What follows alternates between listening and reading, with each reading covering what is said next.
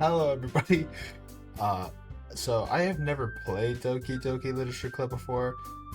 Uh, I know this game's been out forever, and I have seen videos of this game, and I know stuff of this game. I don't know like everything or like 100% know like the lore or anything like that, but I am very familiar with Doki Doki. I just watched people play it. I never actually played it myself, so I'll be playing it for my first time ever. Yeah, of course. I know the characters. I know what it's like roughly about and stuff like that. I don't know a couple other little things in here. Um, but I don't know like the whole lore or like know the game fully or anything like that. So, first experience of playing it, and it's also been a long time since I've seen anybody ever like of this game like at all. So I'm playing it for my first time. So let's just get into it, bro. Oh.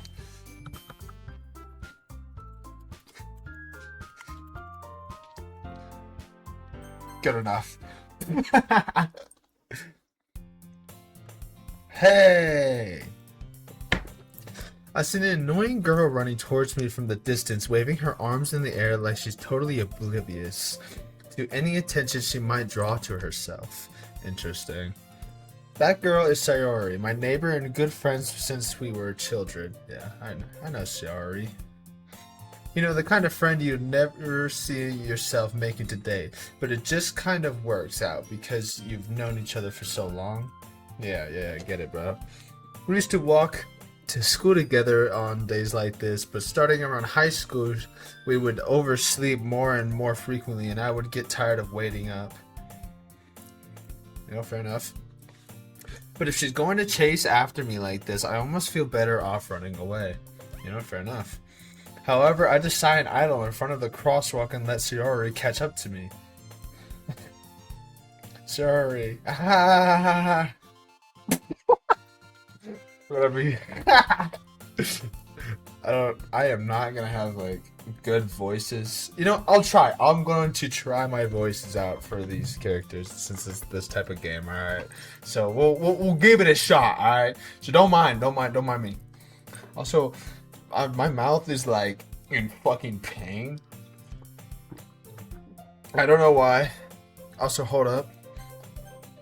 Game fucking music is so goddamn loud. It's kind of pissing me off. I can't lie.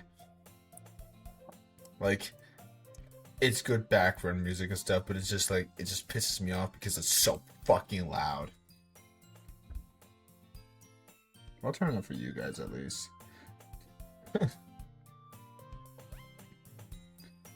But yeah, yeah, my mouth's just like in pain a little bit, so don't mind me if like I'm kind of like ass talking or whatever. All right, don't mind that. But yeah, I overslept again, but I caught you this time. Maybe, but only because I decided to stop and wait for you. Oh, that's me. My bad. Fuck. I need to read names. My bad. You say that like you were thinking about ignoring me. That's mean. Maybe I should have like... That's chill. Well, if people stare at you for acting weird, then I don't want them to think we're a couple or something. Real. Fine. But you did wait for me after all. Yes. I guess you don't have it in you to be mean even if you want to. Whatever you say, Sayori. Yep. Mm-hmm. Just keep yapping, Sayori. Oh, bruh. Look, man, I'm gonna try, alright? We cross the street together and make our way to school. Talk. Word. As we draw near, the streets become increasingly speckled with other students making their daily commutes. Fuck, bro. Reading is like not my strong suit, bro. I think I sound like a fucking retard when I say that, but I'm like, I read it too fast, bro. By the way, I'm not saying that. I'm the one that shows it. Have you decided on a club to join yet? No, a club? No, that's what I'm saying. I told you already, I'm really not interested in joining any clubs. I haven't been looking either. Yeah. Man, I was the same way in fucking high school, bro. Man, fuck clubs. I tried some clubs in like middle school and shit, bro. And just like, it just really wasn't it. I like went for like a couple days or so and was like, yeah, fuck this shit. I ain't doing this shit again. Fuck that. And then I never did it in high school at all either. Fuck that. I don't know. The clubs in school just weren't for me, bro.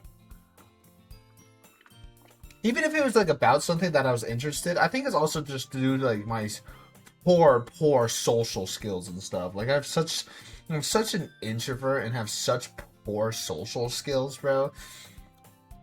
So like I'm so ass at speaking to another human being. Like I can do it. I've gotten better at it and I've been better about it. It's just not something like I'm trying to go out of my way for and stuff like that. You know, like like if I can be quiet and not talk to a person, I 100% will. You know, I like making friends and meeting new people and stuff. It's cool and all, but it's just like I don't know, man. I have really bad social anxiety and stuff like that, so I'm not a very social person. So clubs just like weren't really my thing. I gave it a shot in middle school, but it just wasn't for me, bro. And so I just stayed away from it in high school. That's not true. You told me you would join a club this year. I didn't say shit. No, I didn't. Did I? That's what I said. I'm sure it's possible that I did, and oh. Give me some slack. It's almost 2 a.m. in the morning. I'm sure it's possible that I did in one of our many conversations where I dismissively go along with whatever she's going on about. That's so real. Sometimes, bro, some people just be like yapping too fucking much to a point of just like, I just go on with whatever the fuck they're yapping about, you know? Just like, I just agree to whatever the fuck they're saying or whatnot. Yeah. I used to, bro, fucking, when I was working at McDonald's, bro, I had this manager, bro, he's constantly yapping, bro, non-stop yapping, bro. And I kind of don't like him because of, like, other, like, reasons stuff. He was kind of, like, a perv and stuff like that, bro. He was really weird to the girls and stuff, and I wasn't fucking with none of that. But so I didn't really like him for that reason. And he was like, he's weird, bro. But like, he just constantly yapping shit, bro. He's constantly yapping. And I was like, nah, fuck that. Hell no, you know. But I was also like trying to be nice and stuff. And since I had to work with him, bro, I didn't want to make things weird and just say shit or whatever. I probably could have, and maybe make him shut the fuck up, but I didn't want to. And I just wanted to be nice and stuff, so I just gave him one word answers and stuff, like yeah,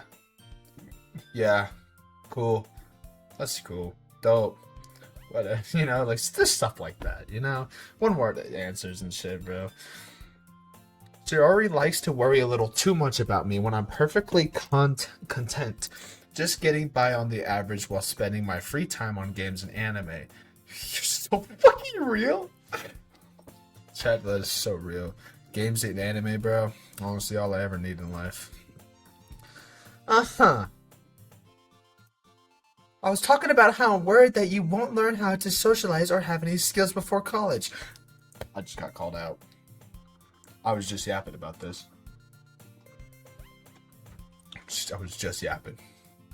Just yapping. Your happiness is really important to me, you know. And I know you're happy now, but I die at the thought of you becoming a NEET in a few years because you're not used to the real world. You know. You trust me, right? I was gonna say something, but also I just... Don't make me keep worrying about you. Don't worry about it. Alright. I'll look at a few clubs if it makes you happy. Surreal. No promises, though. Yeah.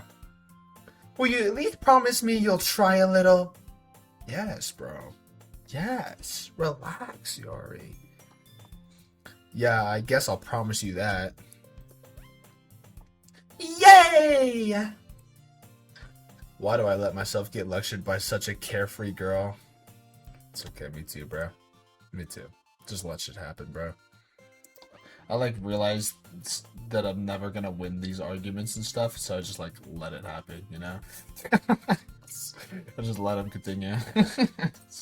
Sometimes just how that be, you know, where like it's just like I'm not gonna win that argument. I'm just gonna let it happen. Just chill. More than that, I'm surprised I even let myself relent to her. Also, by the way, if you like hear me like slurping or drinking or something, it's to calm my side of my mouth. It's like the side of my cheek. I like bit it too fucking hard, and so it's like it hurts a lot. Sometimes I be like yapping like too fast and shit, or sometimes, or like yeah, or like when I'm singing along to a song or something, or some shit, or just whatever, bro. I be saying it too fast and shit, and I like actually bite the fuck out of my tongue sometimes. Or the side of my cheek, bro. I don't know how, bro. I'm like retarded or something. Anyways. So yeah, just don't mind that, man. Just don't mind that. I guess seeing her worry so much about me makes me want to ease her mind at least a little bit, even if she does exaggerate everything inside of her head. Is this real?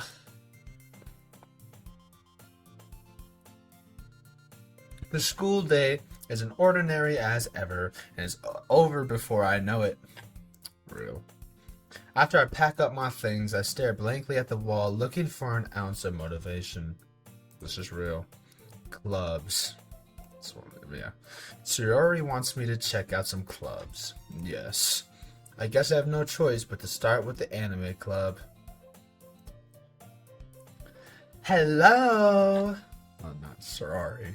Please. Sayori? Sayori must have come into my classroom while I was spacing out. Real. I look around and realize that I'm the only one left in the classroom. I thought I'd catch you. I thought I'd catch you. Fuck! Oh my god! I thought I'd catch you coming out of the classroom, but I saw you just sitting here and spacing out, so I came in. Honestly, you're even worse than me sometimes. I'm impressed. This is real. You don't need to wait up for me if it's going to make you late to your own club. Well, I thought you might need some encouragement, so I thought, you know. You know what? I'm gonna get invited to the club. The literature club. Well, then you could come to my club. Sayori. Yeah? There's no way I'm going to your club. Meanie. Man, I wish I was a cute, kawaii anime girl, so this shit would be better. Sayori is vice president of the literature club. It's alright. Not that I was ever aware that she has had many interests in literature. No, fair enough. In fact, I'm 99% sure she only did it because she thought it would be fun to help start a new club. Probably. Since she was the first one to show interest after the one who proposed the club, she inherited the title vice president. That said, my interest in literature is guaranteed to be even less. Bro, I don't even care about literature. Me, respectfully, I don't give a fuck. Yeah, I'm going to the anime club. Me too, bro. Come on, please. Why do you care so much anyway? I feel like she just like explained this. You know what? Maybe I'm just a horrible fucking listener, clearly. Clearly I might also, because I'm pretty sure she already like said this, you know? Clearly I'm just a horrible fucking listener. Well, I kind of told the club yesterday I would bring in a new member. Oh, so you also just lied. Okay. And Natsuki made cupcakes and everything. Based. Don't make promises you can't keep. Yeah, I fucking said. Oh my god. What I've gathered is that I'm a horrible fucking listener sometimes, and Sayori just, you know, lied. Alright, liar, bro. I can't tell if Sayori is really that much of an airhead, or if she's so cunning as to have planned all of this out. I don't know, bro. I let out a long sigh. Fine, I'll stop by for a cupcake, okay? Yes, let's go! Yep, alright. No. And thus, today marks the day I sold my soul for a cupcake. Bro, low-key me too. You know what I just thought of? Alright, this is gonna sound so fucking bad, bro. But like, uh, EDP also sold his soul for a fucking cupcake. Alright. My bad, my bad. I directly follow Sayori across the school and upstairs. A section of the school I rarely visit being genuinely used for third year classes and activities. Yeah, I wouldn't use that floor either. Sayori, full of energy, swings open the classroom door. Oh no. Uh-oh. Everyone, the new member is here! I'm gonna have to make up like new voices and stuff too. I don't want to give them all like the same voice type shit. Fuck! Alright. We'll come up with something once we get there. I told you, don't call me a new member. Yeah, don't fucking say that, Sayori. The fuck's wrong with you? Don't say that shit. I glance around the room. Girl 1.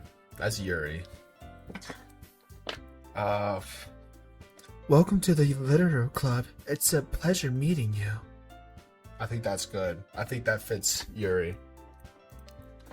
Sayori always says nice things about you. Oh, so Yuri just the fucking blabbles about me all the time.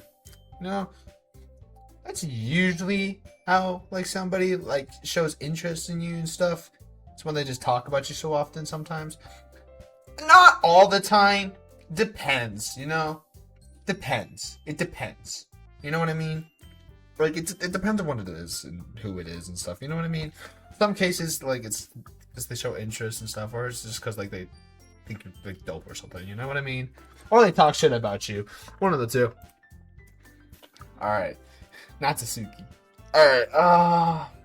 Alright,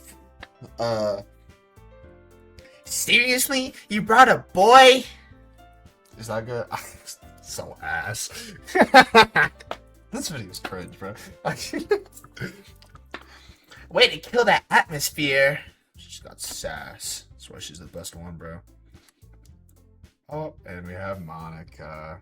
The one and just Monica, just Monica, just Monica, just. Alright.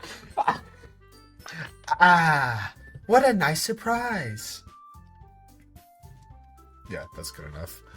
Welcome to the club. Yeah, no, honestly, me too, bro.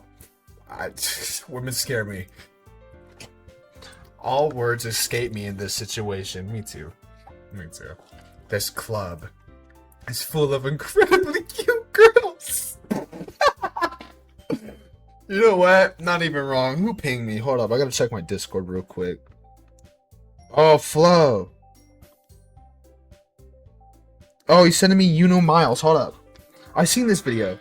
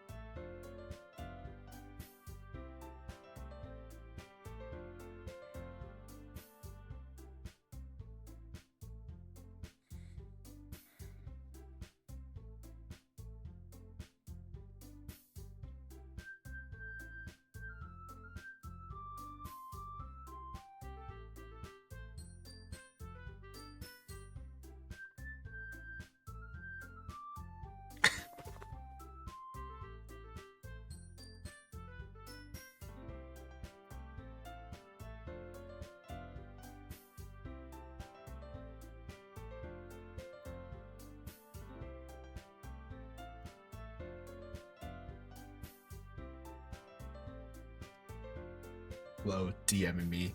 We just put a pause on this. Hold on. He's sending me peak Miles real quick. It's where Unimiles like actually gives a fuck.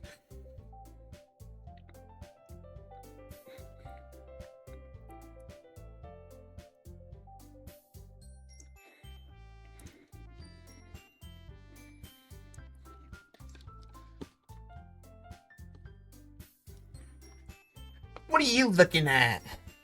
Give her sass, you know, because she's like, she just has sass to her, you know what I mean? Natsuki. If you want to say something, say it. Hold on, we gotta pause again.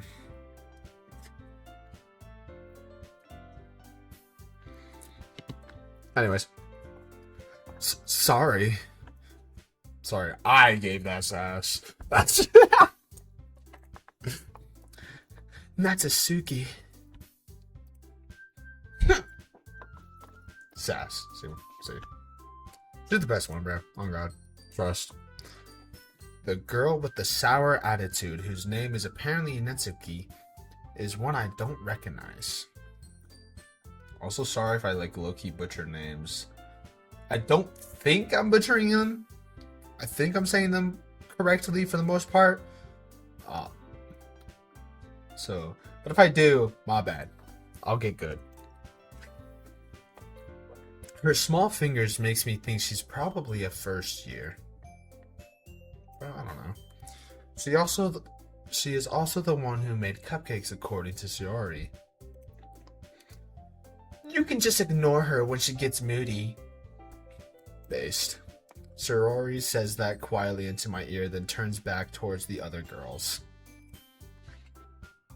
Anyway, this is Natsuki, always full of energy. No, she's full of sass. Get her right. And this is Yuri, the smartest in the club. Alright, you don't gotta guess her, bro. Don't say things like that. Yuri, who appears comparably more mature and timid, seems to have a hard time keeping up with people like Shiori and Natsuki.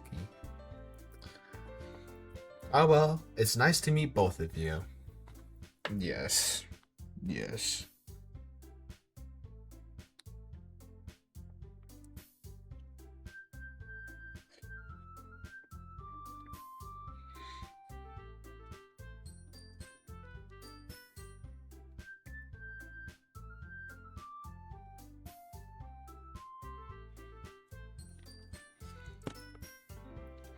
And it sounds like you already know Monica, is that right? No. Yes. Yes. That's right. It's great to see you again. Bitch, I don't know you. Monica smiles sweetly. We do know each other well. We rarely talk, but we were in the same class last year. Monica was probably the most popular girl in class. Smart, beautiful, athletic.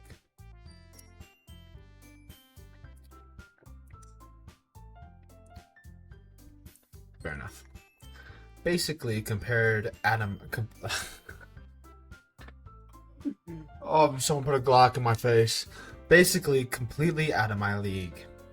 Yeah. So having her smile at me so genuinely feels a little... You too, Monica. Oh, wait, hold up. I fucked that up. You too, Monica. Please kill me. Come sit down. We made room for you at the table so you can sit next to me or Monica. That's Shiori. You're the goat. I'll get the cupcakes. Hey, I made them. I'll get them. Sorry, I got a little too excited. We know, bro. We know. Then how about I make some tea as well? Fished. The girls have a few desks arranged to form a table. Sounds about right. Doesn't look like it, but yeah, sounds about right.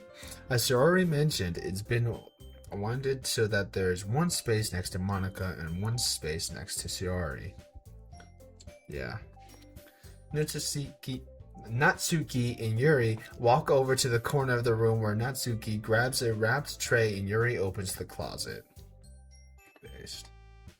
Also, I don't know why, for whatever reason, I have to just say Natsuki, because like fast and stuff without like reading it too much. Because like then I like if I like staring at it too long and stuff like that, I don't know, my brain just overcomplicates it for no reason. So I have to like greatly like pass it, you know, like see for like like a couple seconds and just stop staring at it. You know what I mean? I don't know. Or also like fuck it up. I don't know why. I don't know. I don't know why with her name. It's not like that with anyone else's, so I don't know why. Still feeling awkward, I take a seat next to Shiori. Yep.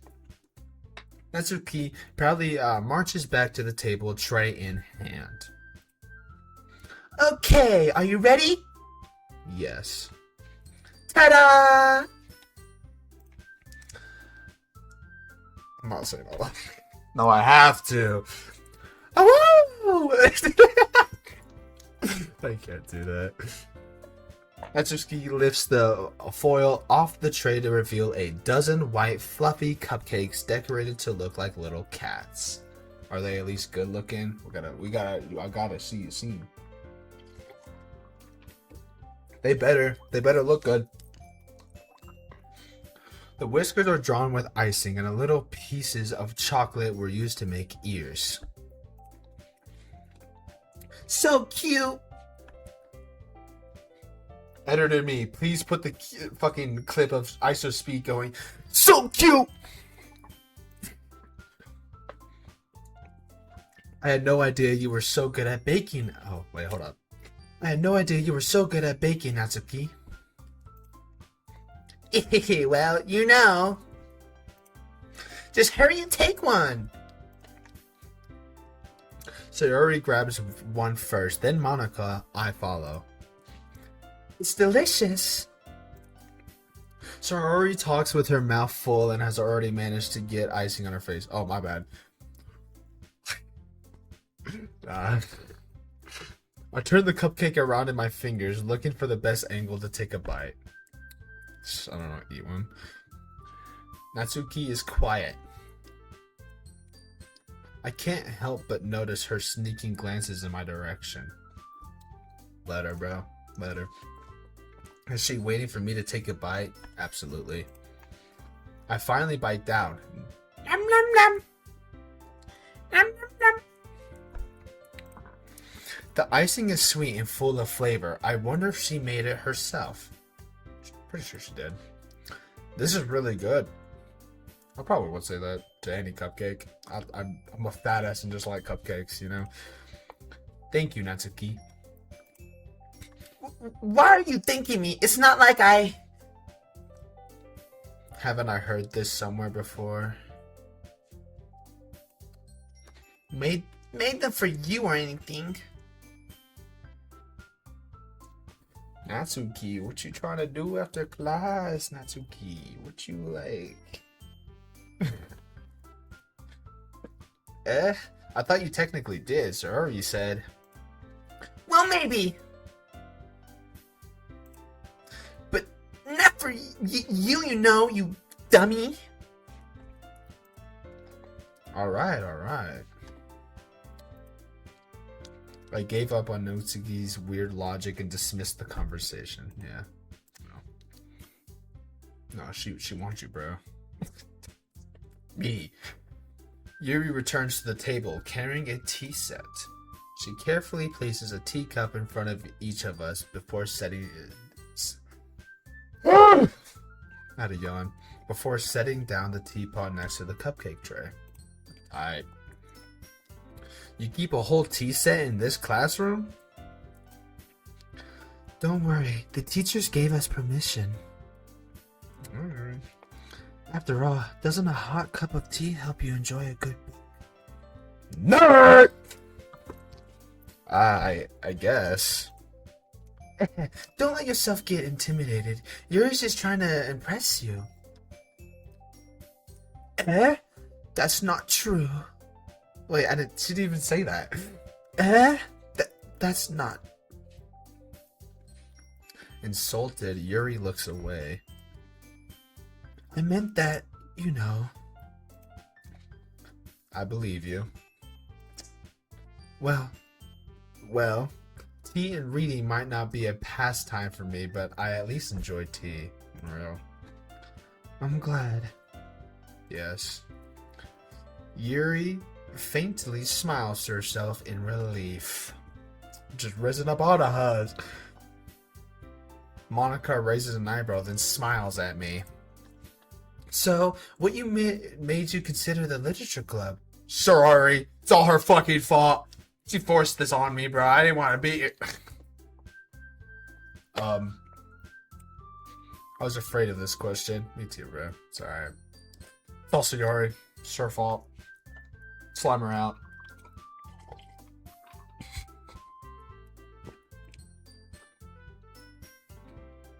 Something tells me I shouldn't tell Monica that I was practically dragged here by Sirari. Yeah, maybe don't say that.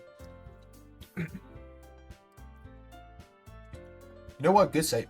Hold on. I read that before I even... My bad.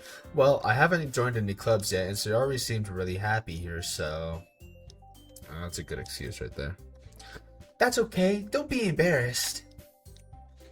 Well, make sure you feel right at home, okay? Thanks, Monica. As president of the literature club, it's my duty to make the club fun and exciting for everyone. Base, Monica. Monica, I'm surprised. How come you decided to start your own club? You could probably be a board member for any of the major clubs. Weren't you a leader of the debate club last year? Hold up. Anyways. Haha, well, you know. No, I don't. To be honest, I can't stand all the politics around the major clubs. I can't either, but fuck politics. It feels like nothing but arguing about the budget and I can't say that word. That word. And how to prepare for events. Publicity. That's the word. I'm a retard, guys. I'm sorry. I'd much rather take something I personally enjoy and make something special out of it. Me too. And if it encourages others to get into literature, then I'm fulfilling that dream. Based. Monica really is a great leader. Yuri also nods in agreement. Then I'm surprised there aren't more people in the club yet. Oh my god. Let's see what happens when I choose to record at like 2 a.m. It must be hard to start a new club. You could put that away. What am I putting away?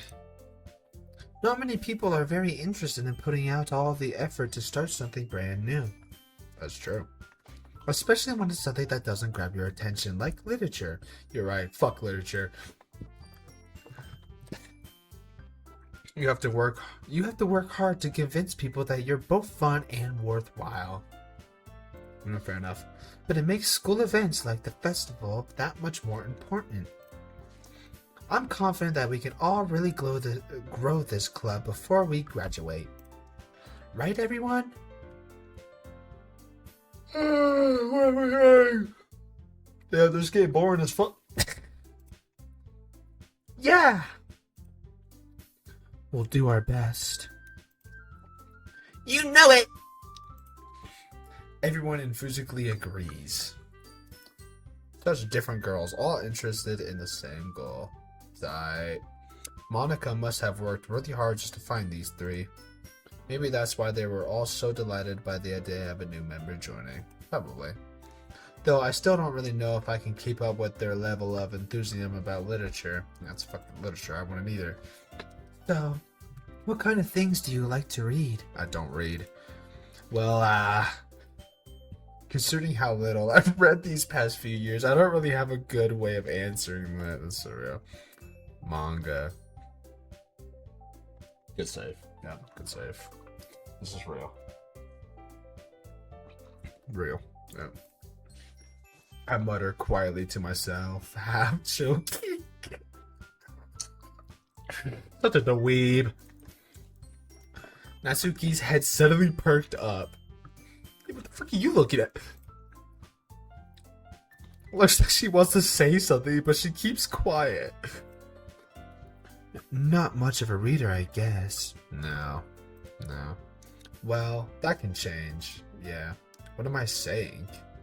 I spoke without thinking after seeing Yuri's sad smile.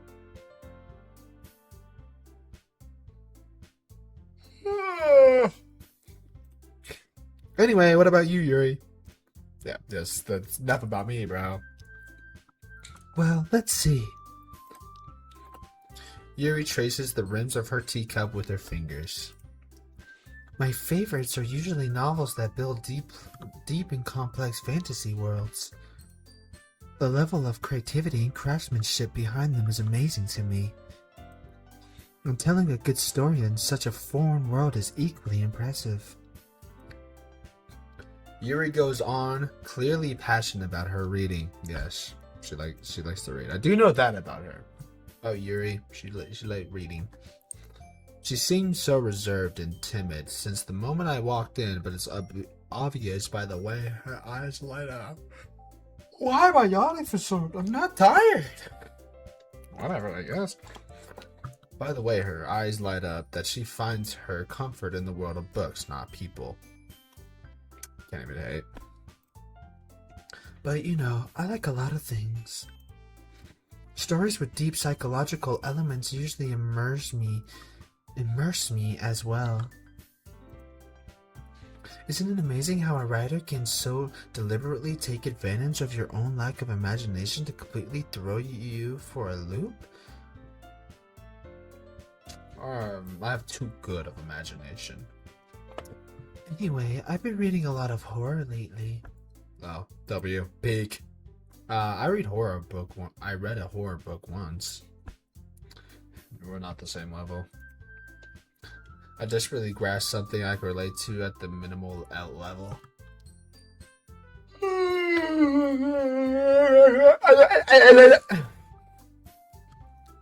At this rate, Yuri might as well be having a conversation with a rock.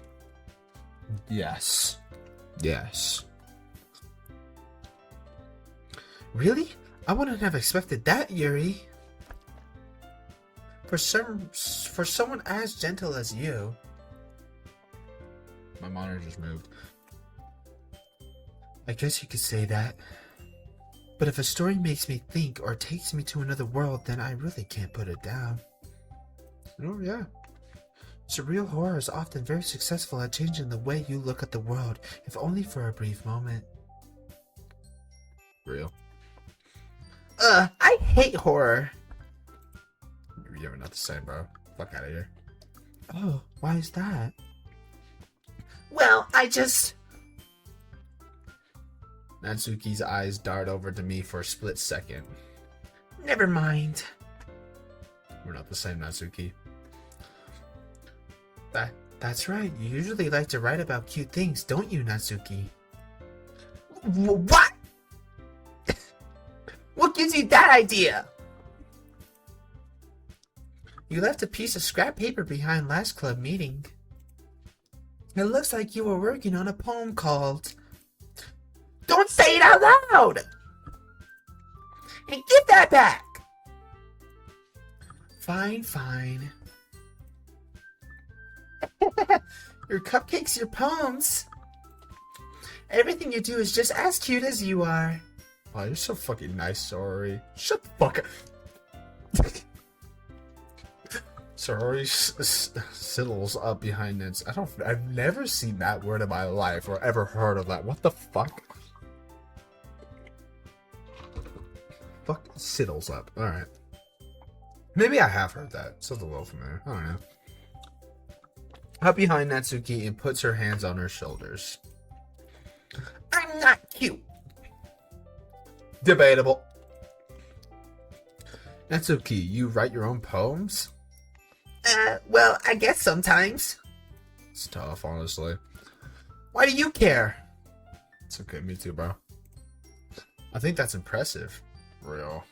I write music. That's like close enough, right? Why didn't you share them sometime?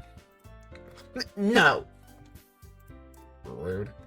Natsuki averts her eyes. You wouldn't like them. Not a very confident writer yet. I understand how Natsuki feels. Sharing that level of writing takes more than just confidence. The truest form of writing is writing to oneself. You must be willing to open up to your readers, exposing your vulnerabilities and showing even the deepest reaches of your heart. Shut up, bro. Do you have writing experience too, Yuri? Maybe if you share some of your work, you can set an example and help Natsuki feel comfortable and enough to share hers. ...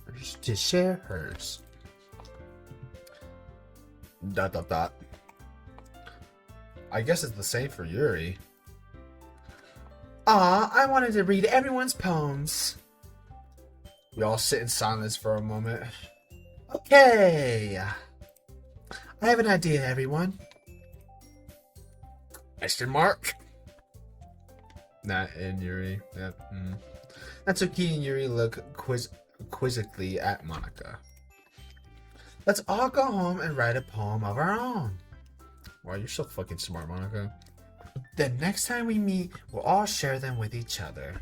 Can't believe you're a shitty person at the end again. I think. I know she's like the villain of this fucking story. That way, everyone is even.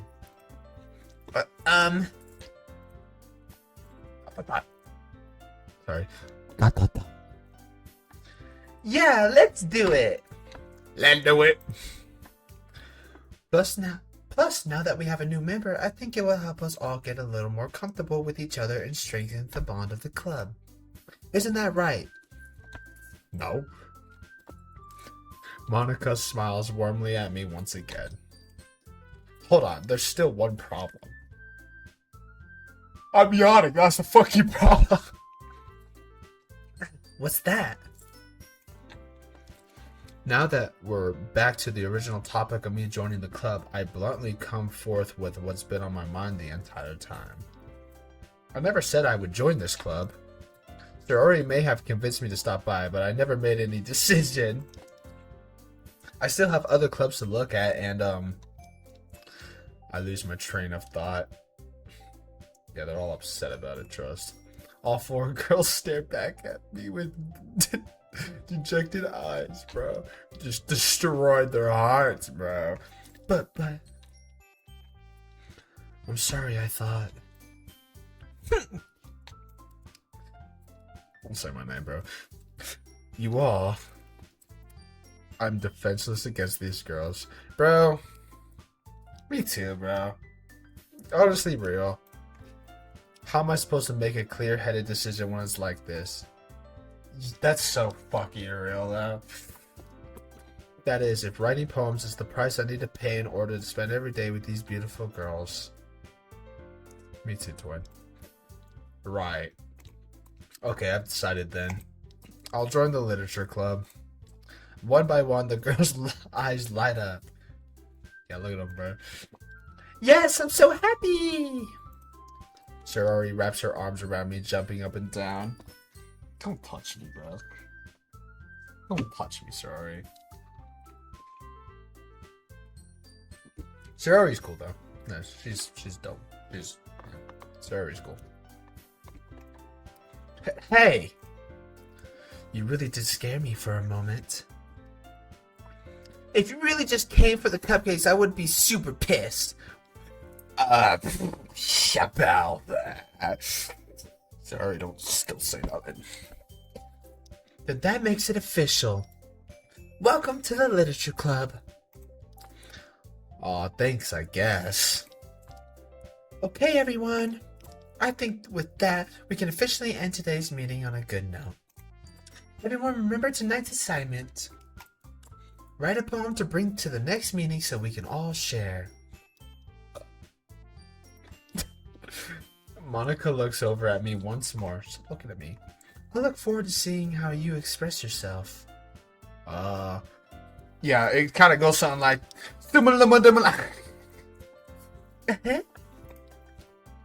Yeah. Can I really impress the class star Monika with my mediocre writing skills? I already feel the anxiety welling up inside of me. Meanwhile, the girls continue to chit-chat as Yuri and Natsuki clean up their food. Hey, Since we're already here, do you want to walk home together? I don't got a choice. That's right, Sorori and I never walk home together anymore because she always stayed after school for clubs. Sure, might as well. Yeah, exactly like him. Yay! Sorori's a G. With that, the two of us depart the club room and make our way home. Based. The whole way, my mind wanders back and forth between the four girls. 12 episode, no second season. Sayori, Natsuki, Yuri, and of course, Monica. Will I really be happy spending every day after school in a literature club? When you have 4 bad bitches, yes. Perhaps I'll have the chance to grow closer to one of these girls. You know what, yeah. Alright! I'll just need to make the most of my circumstances, and I'm sure good fortune will find me. Bro, you have Sayori. She lives like across the fucking next door or whatever, bro. Sayori's a good pick too, I'd say. My tops, Natsuki and Sayori. They're both pretty W's. It's time to write a poem. Oh no. Oh no. Oh, they actually got me writing? Oh, I'm gonna kill myself. It's time to write a poem. Pick words you think your favorite club member would like. Something good might happen with whoever likes your poem the most. Oh shit. What is it even about? Where's Monica? Monica's up there. The fuck? I mean, makes sense, but like. Also, the chibi designs, bro, are peak. W. Anyways,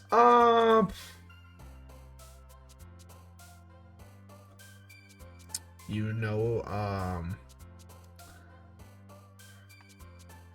20, bro. We're gonna be here for a while. Real clumsy. Doki Doki! It's the name of the fucking game. Kiss. Music. Love. Here. Fear. Bars. Kitty. Depression. Sparkle. Romance. Valentine. Laugh. Lust. Horror. Rose. Aura. Kawaii. Kawaii. Kawaii. Kawaii. Kawaii. Those of you that watch Dress Up Darling, you know what I'm referencing. Chocolate, because I'm fat. Sting. Oh, and I bunny. Hi again. Glad to see you didn't run away on us, haha. Nah, don't worry. This might be a little strange for me, but I at least keep my word. Well, I'm back at my literature club. Me too, bro. I was the last to come in, so everyone else is already hanging out. Check this out. Oh, God, shut me, please. Thanks for keeping your promise. I hope this isn't too overwhelming of a commitment for you. Making you dive headfirst into literature when you're not accustomed to it. Oh, come on, like he deserves any slack. Watch your fucking toes. So you already told me you didn't even want to join any clubs this year. And last year, too. I don't know if you plan to just come here and hang out or what. But if you don't take it seriously, then you won't see the end of it. Natsuki, you certainly have a big mouth for someone who keeps her manga collection in the club room. You also have manga? Oh, we getting along, bro. Natsuki finds herself stuck in between saying Monica and manga. Manga is literature! Swiftly defeated, Natsuki plops back into her seat. Don't worry, guys. always gives it his best as long as he's having fun. He helps me with busy work without me even asking. I don't think I do, but yeah, sure. Like cooking, cleaning my room. Okay, bro. Just say that you're a slave master, bro. Just say that you are. How dependable. Sayori, that's because your room is so messy, it's distracting. And you almost set your house on fire once. Yeah. Not beating that dating allegations with Sayori. It's not beating those allegations. Is that so? You two are really good friends, aren't you? Yes. I might be a little jealous. How come? You can become good friends too. Sayori. As usual, Sayori seems oblivious to the weird situation she just put me into. Just an oblivious girl, bro. She's just not a thought between those eyes, bro. Oh, Yuri even brought you something today, you know. Wait, Sayori. So that was not her voice at all. Wait, Sayori. Me? Not really. Don't be shy. It's really nothing. What is it? Never mind. Sayori made it... Oh. Sayori made it sound like a big deal when it's really not. What do I do? I'm sorry, Yuri. I wasn't thinking. We know, bro. We know. I guess that means it's up to me to rescue this situation. Hey, don't worry about it. First of all, I wasn't expecting anything in the first place, so any nice gesture from you is a pleasant surprise. It'll make me happy no matter what, based. Is that so? Yeah, I won't make it a big deal if you don't want it to be. Alright. Well, here. Yuri reaches into her bag and pulls out a book. I didn't want you to feel left out, so I picked out a book that I thought you might enjoy. It's a short read, so it should keep your attention even if you don't usually read. And we could, you know, discuss it if you want it. If you wanted. This is... How is this girl accidentally being so cute? She even picked out a book she thinks I'll like, despite me not reading much. Yuri, thank you. I'll definitely read this. No, the fuck I ain't. Oh, I'd read a book for a girl. I would. I enthusiastically take the book. Phew. Well, you can read it at your own pace. I look forward to hearing what you think. Now that everyone's settled in, I expect Monica to kick off some scheduled activities for the club. But that doesn't seem to be the case. Sayori and Monica are having a cheery conversation in the corner. There's some type of... Yuri's face is already buried in a book. I can't help but notice her intense expression like she was waiting for this chance. Meanwhile, Natsuki is rummaging around in the closet. Let's go check up on that Mo. Man, it looks like no one wants to be bothered today, Baze. I slumped down into the nearest desk. How am I supposed to occupy myself with something literature related by myself like this? Bro. If there's phones, bro. I'd be on my phone the whole time. I can't even lie. Won't even lie. I would just hop on my phone. I guess I could always read some of the book Yuri gave me. That is true. But I'm feeling a little too tired to read. That's me all the time, bro. As I'm reading this, I could probably fall asleep right now. I close my eyes and end up listening on Sayori's conversation with Monica. We're probably gonna seem really lame compared to all the other clubs, though.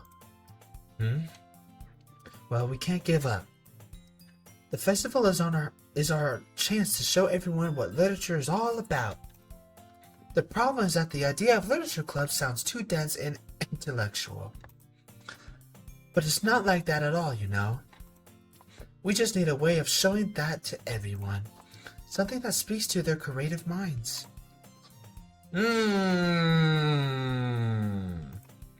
That doesn't solve the problem, though. What do you mean?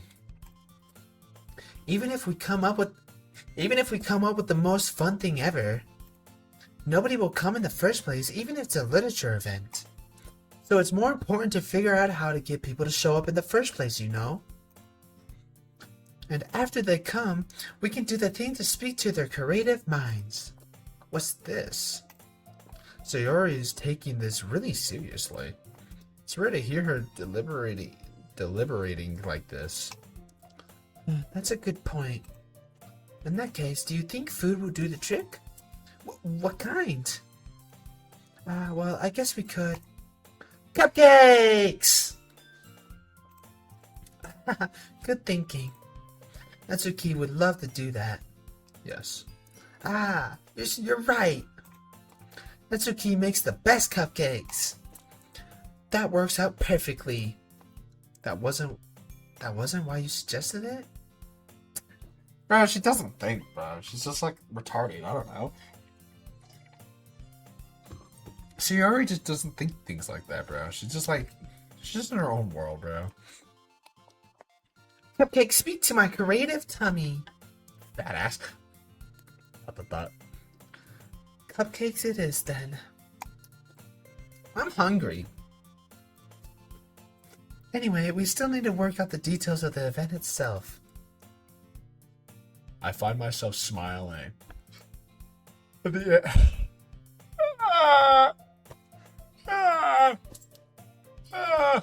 Anyways. I just kept yawning, bro. So I'm just gonna if I make weird sounds, bro, most of the time it's because I'm yawning. At least in this video. In the end, Sayori is still her usual self. Yep. But therein lies the unexpected reason I admire her. Unlike me, who has trouble finding any motivation at all. Such a fucking loser! Sayori can put her mind to things and make them come to life. I suppose that's why I end up letting her get on my case about things. Real. I can't help but wonder what it would be like to see the world through her eyes. Yes, I'm trying to fucking... What? I open my eyes to find Sayori's face filling my vision. Back up! I nearly fall out of my chair. Sayori, back the fuck up! Sorry! That's not their voice. Wait. Actually, I'm not sorry at all. We know, bro. It's your fault for sleeping like that. I wasn't sleeping. Isn't the napping club? Does our school have a napping club? Bro, I would have joined that club if that was the case. You're staying up late again, aren't you? No. It's almost like 20 minutes to be 3 a.m. Now that you're in a club, you're gonna have less time for anime, you know. You need to get used to it. Don't say that so loud. Gretchen just knows everything. I glance over my shoulder to see if Monica overheard. It's true, though. Yeah. Nuh-uh. So what if I stay up late watching anime? Leave me alone. I know. You're always looking out for me, Sayori. It's what I do best. That's a problem. What about you? You look out for me better than you look out for yourself. Yeah. You're still oversleeping every day, aren't you? Not every day. That's not very convincing. How many days this past week have you gotten up on time? It's a secret. I knew it. Bro, this just reminds me of how I am with like one of my like in real life friends, bro. It's literally this exact conversation and stuff like all the fucking time, bro. I swear to God. Me and my other friend, bro, we always go back and forth, bro. It's exactly like this between me and her, bro. Come on. At least give me the benefit of the doubt. I can't even do that. Look, Sayori, it's written all over you. This is real. Sayori glances around at herself. How is it written all over me?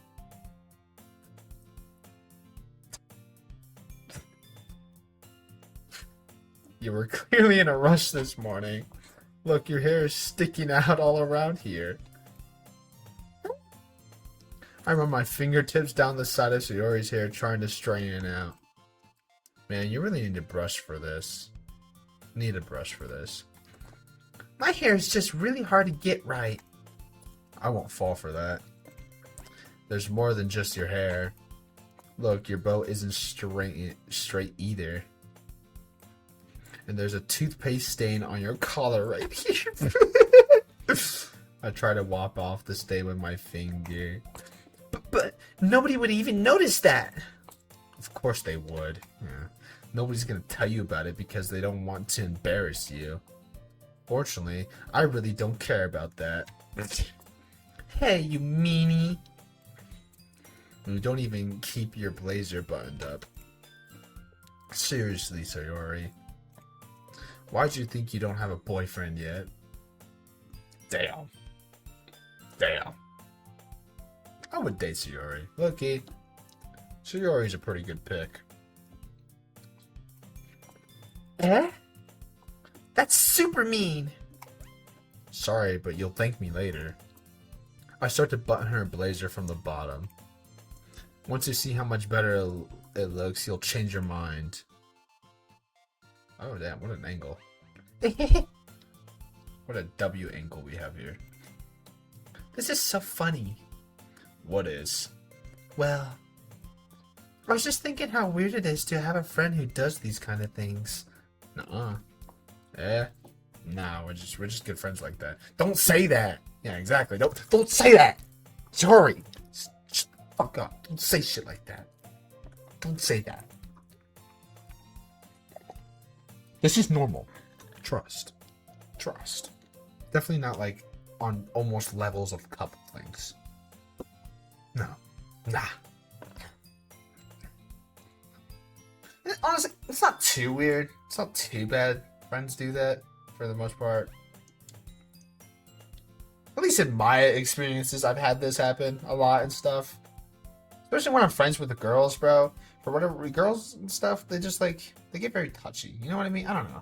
It's just like a normal girl thing, you know? You'll make me feel weird about it, stupid. It's okay though. I'm happy we're like this. Me too, Sayori. Me too. Aren't you? Yes. I guess. Hey, be careful. The button might come off. Why is this one so hard to close? I struggle to fully close the button near her chest.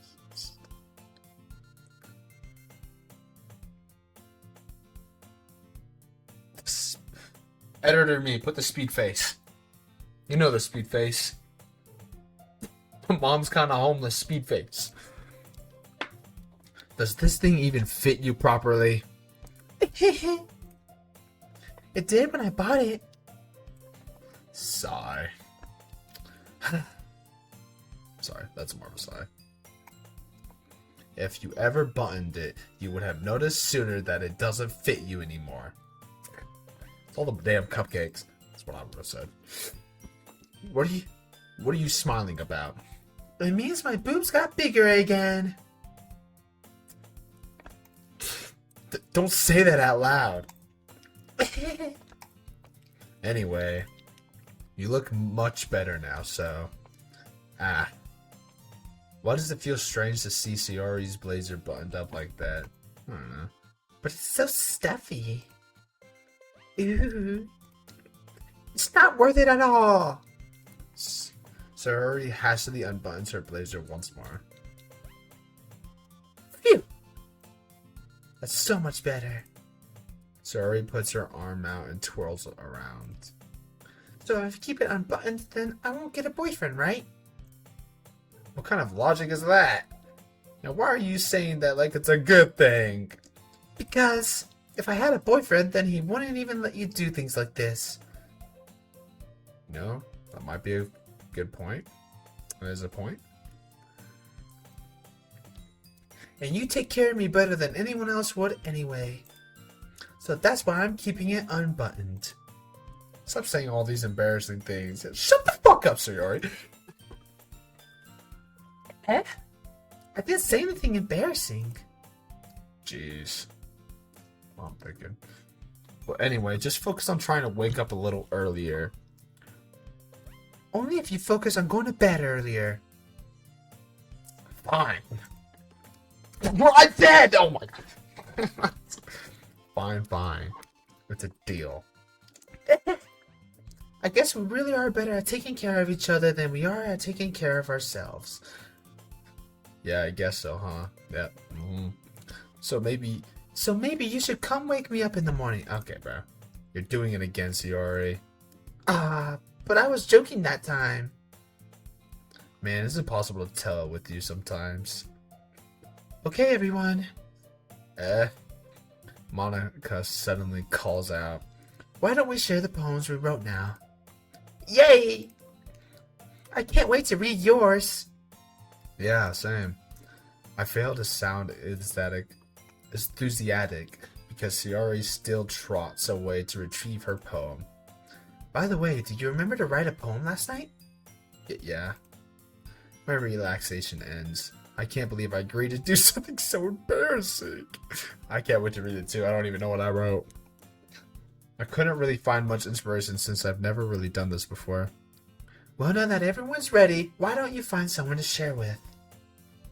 I can't wait! Sayori and Monica enthusiastically pull out their poems. Sayori's is on a wrinkled sheet of loose leaf torn from a spiral notebook. On the other hand, Monica wrote hers in a composition notebook. I could already see Monica's pristine handwriting from where I sit. Natsuki and Yuri reluctantly comply as well, reaching into their bags. I do the same myself. Me too, bro. Oh, you get to choose. You know what? Let's do it in order. Sayori first, because Sayori is like the goat, bro. Sayori. I'm definitely most comfortable sharing it with Sayori first. Exactly. She's my good friend, after all. Exactly. After that. Oh my goodness! This is so good! I love it. I had no idea you were such a good writer. Sayori. You must be seriously over... I was reading in her, my bad. You must be seriously overreacting. I'm not a good writer at all. I honestly have no idea what I'm doing. Well, maybe that's why. Because I have no idea what I like either. Oh, you fucking useless! Jeez. I'm sure Yuri's opinion has to be Be a little more constructive than this. Most likely. That's Yuri. Maybe even Natsuki's. Natsuki's just gonna give too much sass, bro. Alright. Are you sure you don't like it just because I wrote it? Well, I'm sure that's part of it. Must be so for real. She probably likes it as well, because she's like, it's me. I think I understand you better than a lot of other people. Oh, fuck. I think I understand you better than a lot of other people, you know. So when I read your poem, it's not just a poem. It's... Shut up, Sayori. And that makes it feel extra special. Like I can feel your feelings in it. Sayori hugs the sheet against her chest. You're so weird, Sayori. Sayori's the goat, bruh. Leave her alone, bruh. I'm really happy just that you wrote one.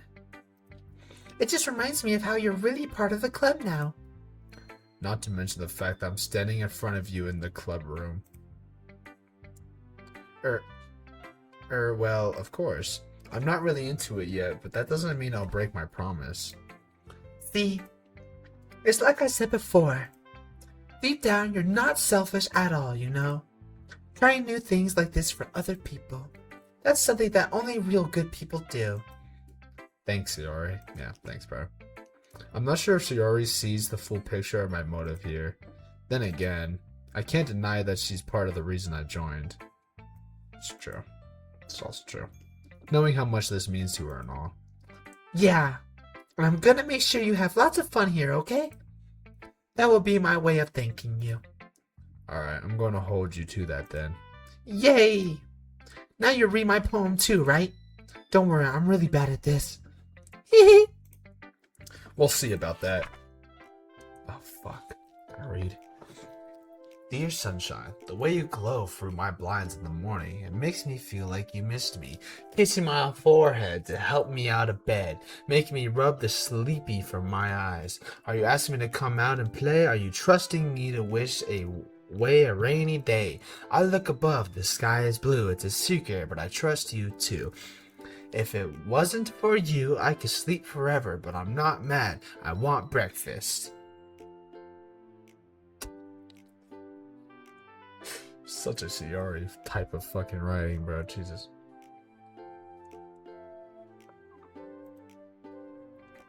Sayori. That's just about me, bro.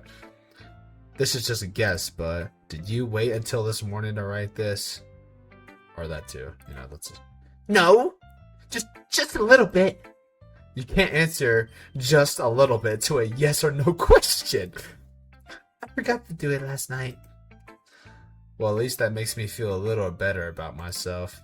Don't be mean. I still tried my best. Ah, yes. I didn't mean to say it was a bad poem. It came out nice, or how should I put it? Sounds just like you. Really? Yeah. Especially that last line. You know, that is a very not Yuri, my bad, Sayori line. I made eggs and toast. Yeah. She won't even take offense to it yet. Even though you were late to school? It's bad to skip breakfast. I do it all the time, so it's Joe. I get all cranky. I don't. I go to bed. Well, I guess there's no point in arguing. Anyway, thanks for showing me. This was so much fun. Monica's the best. Ah, yeah. But next time, I won't forget. And I'm gonna write the best poem ever. Holding it to you, bro. Well, I guess I look forward to it, yep. Exactly. Who should I show my poem to next? That's a good question. Natsuki. Should I just...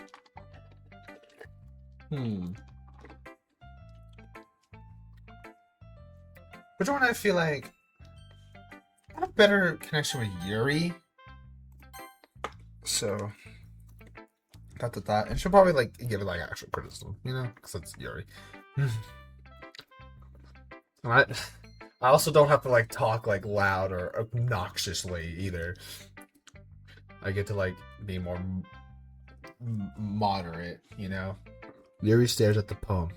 A minute passes, more than enough time for her to finish reading. Oh. Sorry. I forgot to start speaking. It's fine, don't force yourself. I'm not. I just need to put my thoughts into words. Honestly, so fucking real. Hold on. Okay. This is your first time writing a poem, right?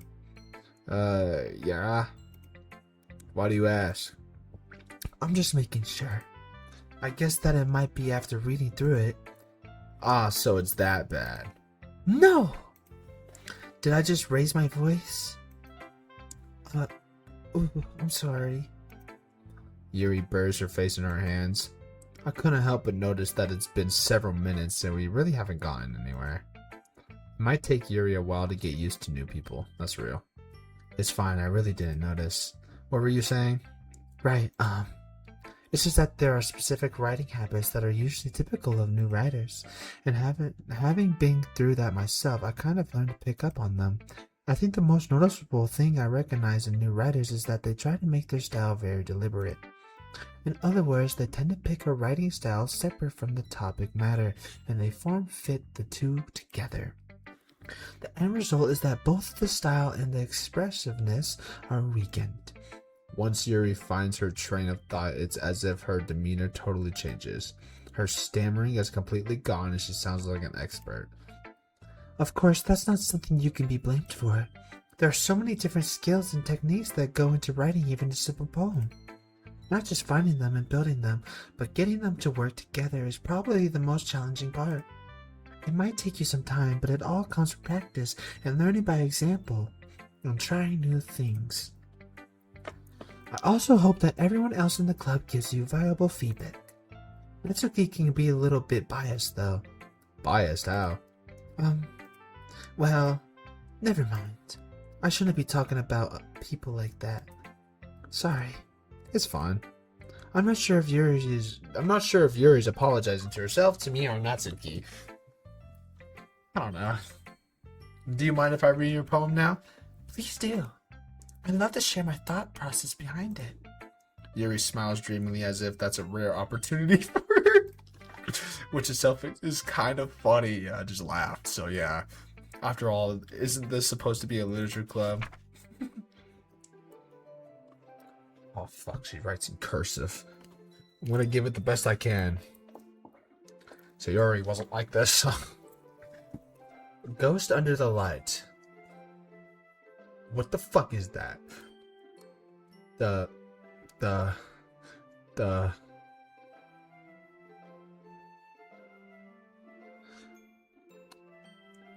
I actually cannot read that.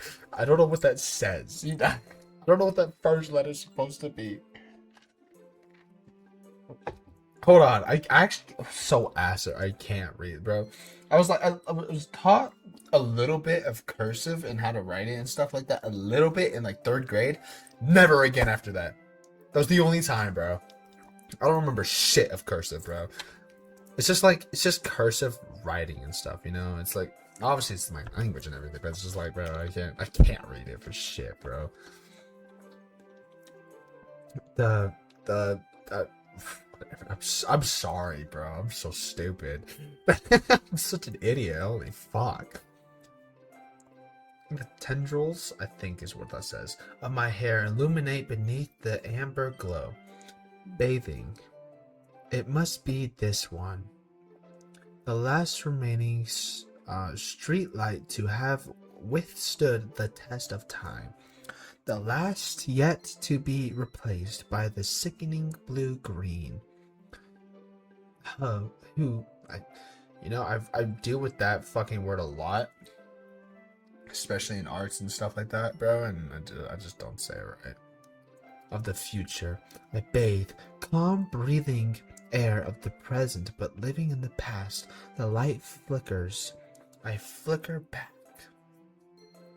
I can read it for the most part, at least. I'm sorry I have such terrible handwriting. What?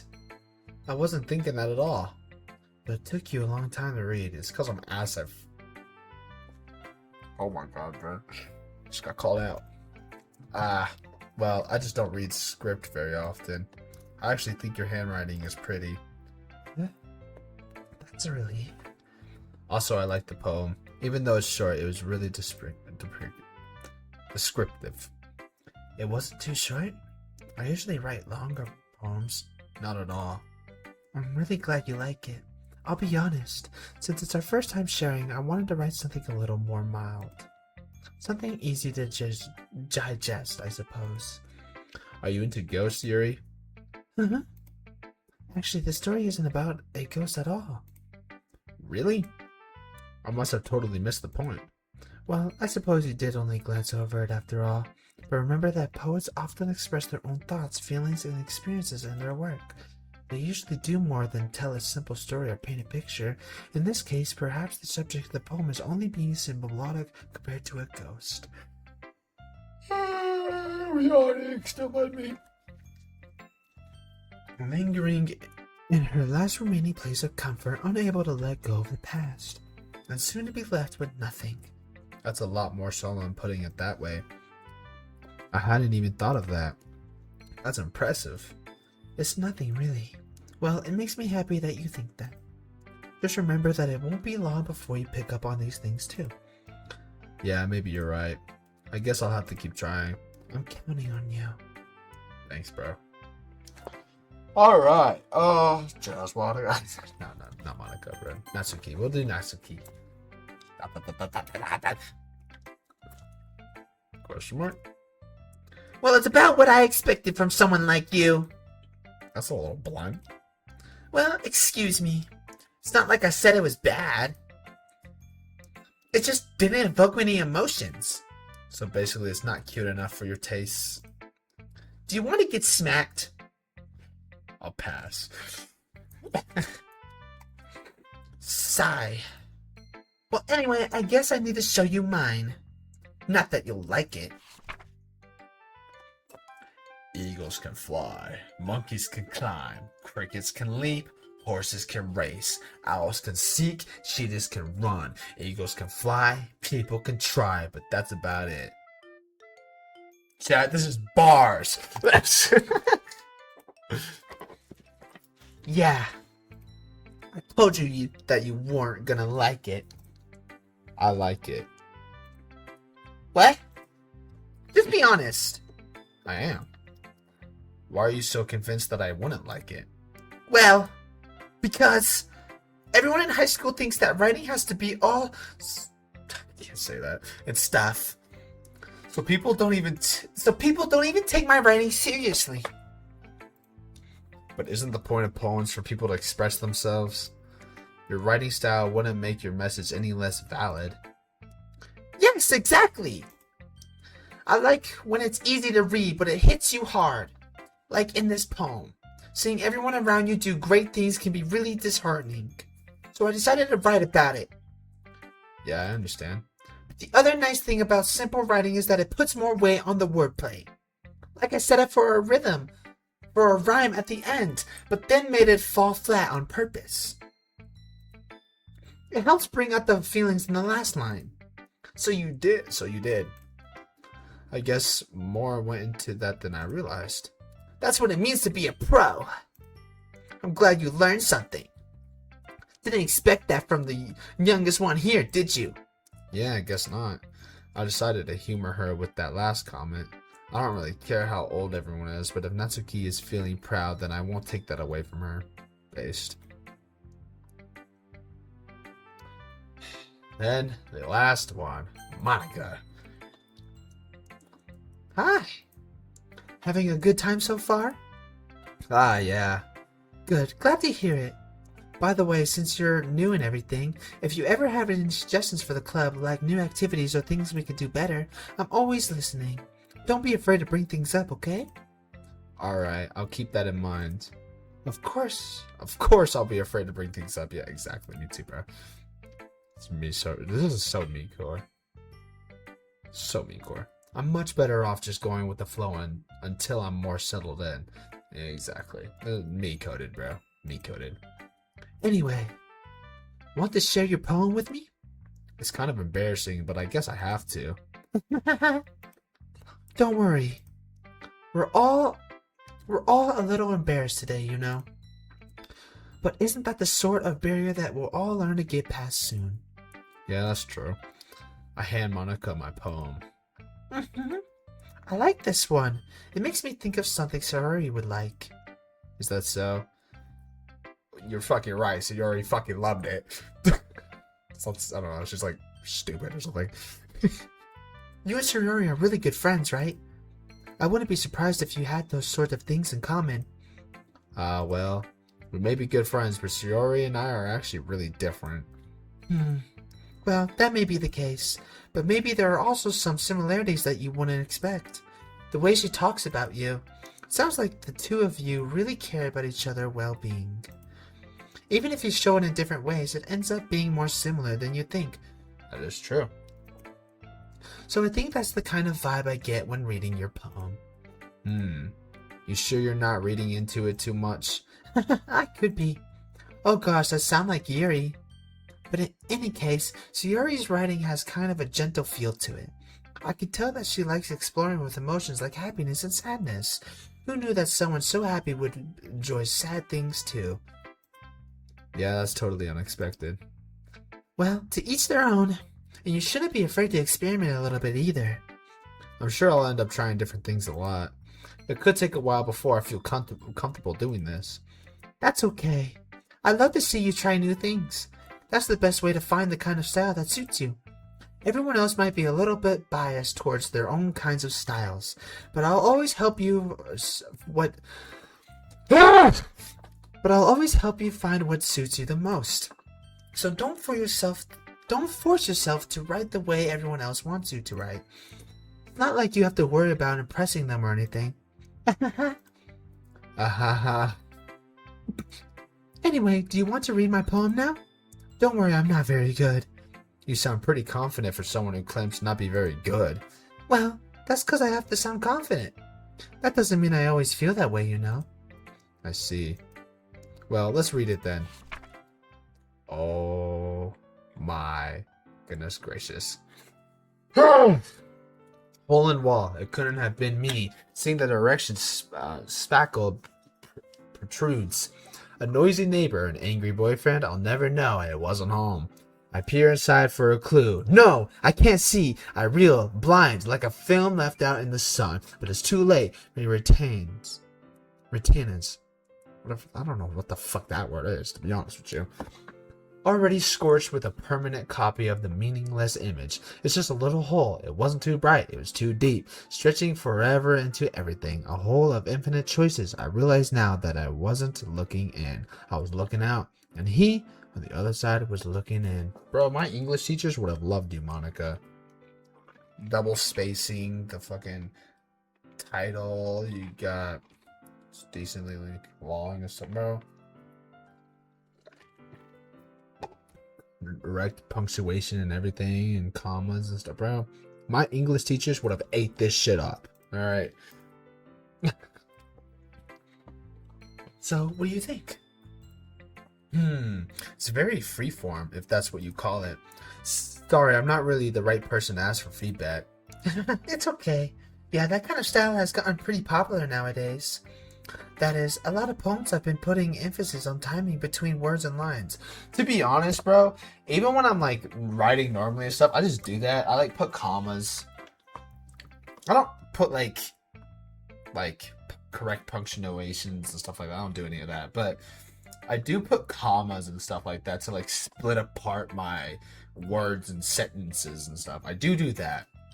Especially because people read shit wrong, and if I don't do that, bro, they're gonna read it wrong and stuff. That's also my main reasoning as well. It's just because people will read it wrong, and I know people will read it wrong, or shit will be taken in the wrong way, or sounds not like how it's supposed to and stuff. So I just do it.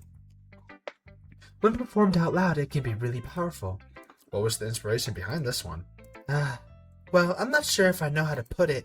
I guess you could say that I had some sort of empathy recently. It's been influencing my poems a bit. Empathy? I've never heard of that word before. Yeah, something like that. I'm kind of nervous to talk about these stuff like that because it's kind of coming on strongly. Maybe after everyone is better friends with each other. You're right. Anyway, here's Monica's writing tip of the day. Sometimes when you're writing a poem or a story, your brain gets too fixated on the specific point. If you try so hard to make it perfect, then you'll never make any progress. Just force yourself to get something down on paper and tidy it up later. Another way to think about it is this. If you keep your pen in the same spot for too long, you'll just get a big dark puddle of ink.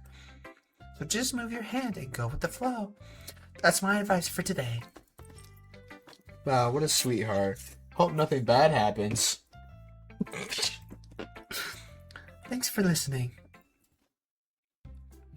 Phew. I guess that's everyone. I glance around the room. That was a little more stressful than I anticipated. It's as if everyone is judging me for their mediocre writing abilities. For my mediocre writing abilities. Fuck, I'll bet. Even if they're just being nice, there's no way my poems can stand up to theirs. This is a literature club after all. I sigh. I guess that's what I ended up getting myself into. Across the room, Shiori and Monica are happily chatting. And I'm happily yawning. My eyes land on Yuri and Natsuki. They gingerly exchange sheets of paper, sharing their respective poems. As they read in tandem, I watch each of their expressions change. Natsuki's eyebrows furrow in frustration. Meanwhile, Yuri smiles sadly. What's with this language? Did you say something? Oh, it's nothing. Natsuki dismissively returns the poem to the desk with one hand. I guess you could say it's fancy. Thanks. Yours is cute. Cute?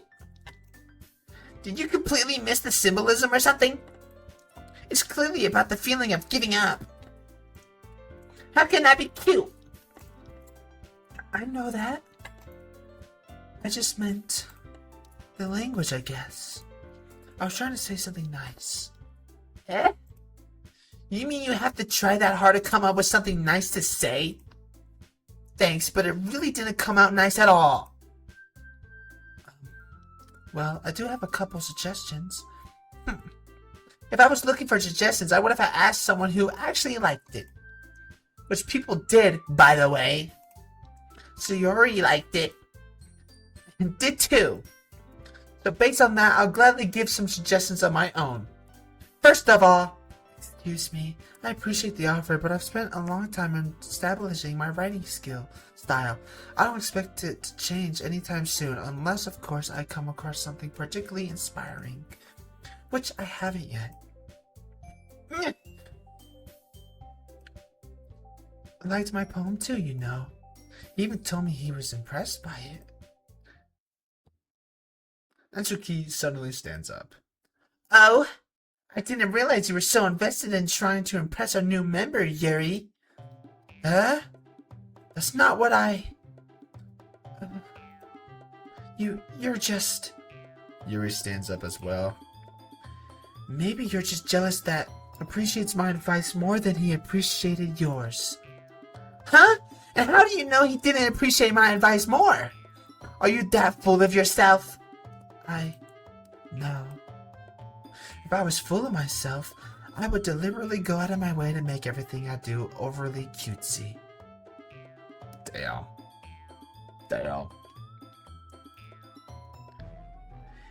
Ew. Is everyone okay?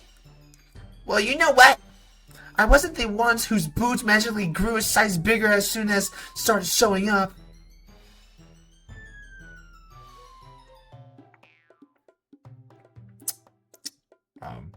Why are we fighting, Gary? Why are we beefing? Why are we beefing? What's going on here? Natsuki. Natsuki, that's a little... This doesn't involve you.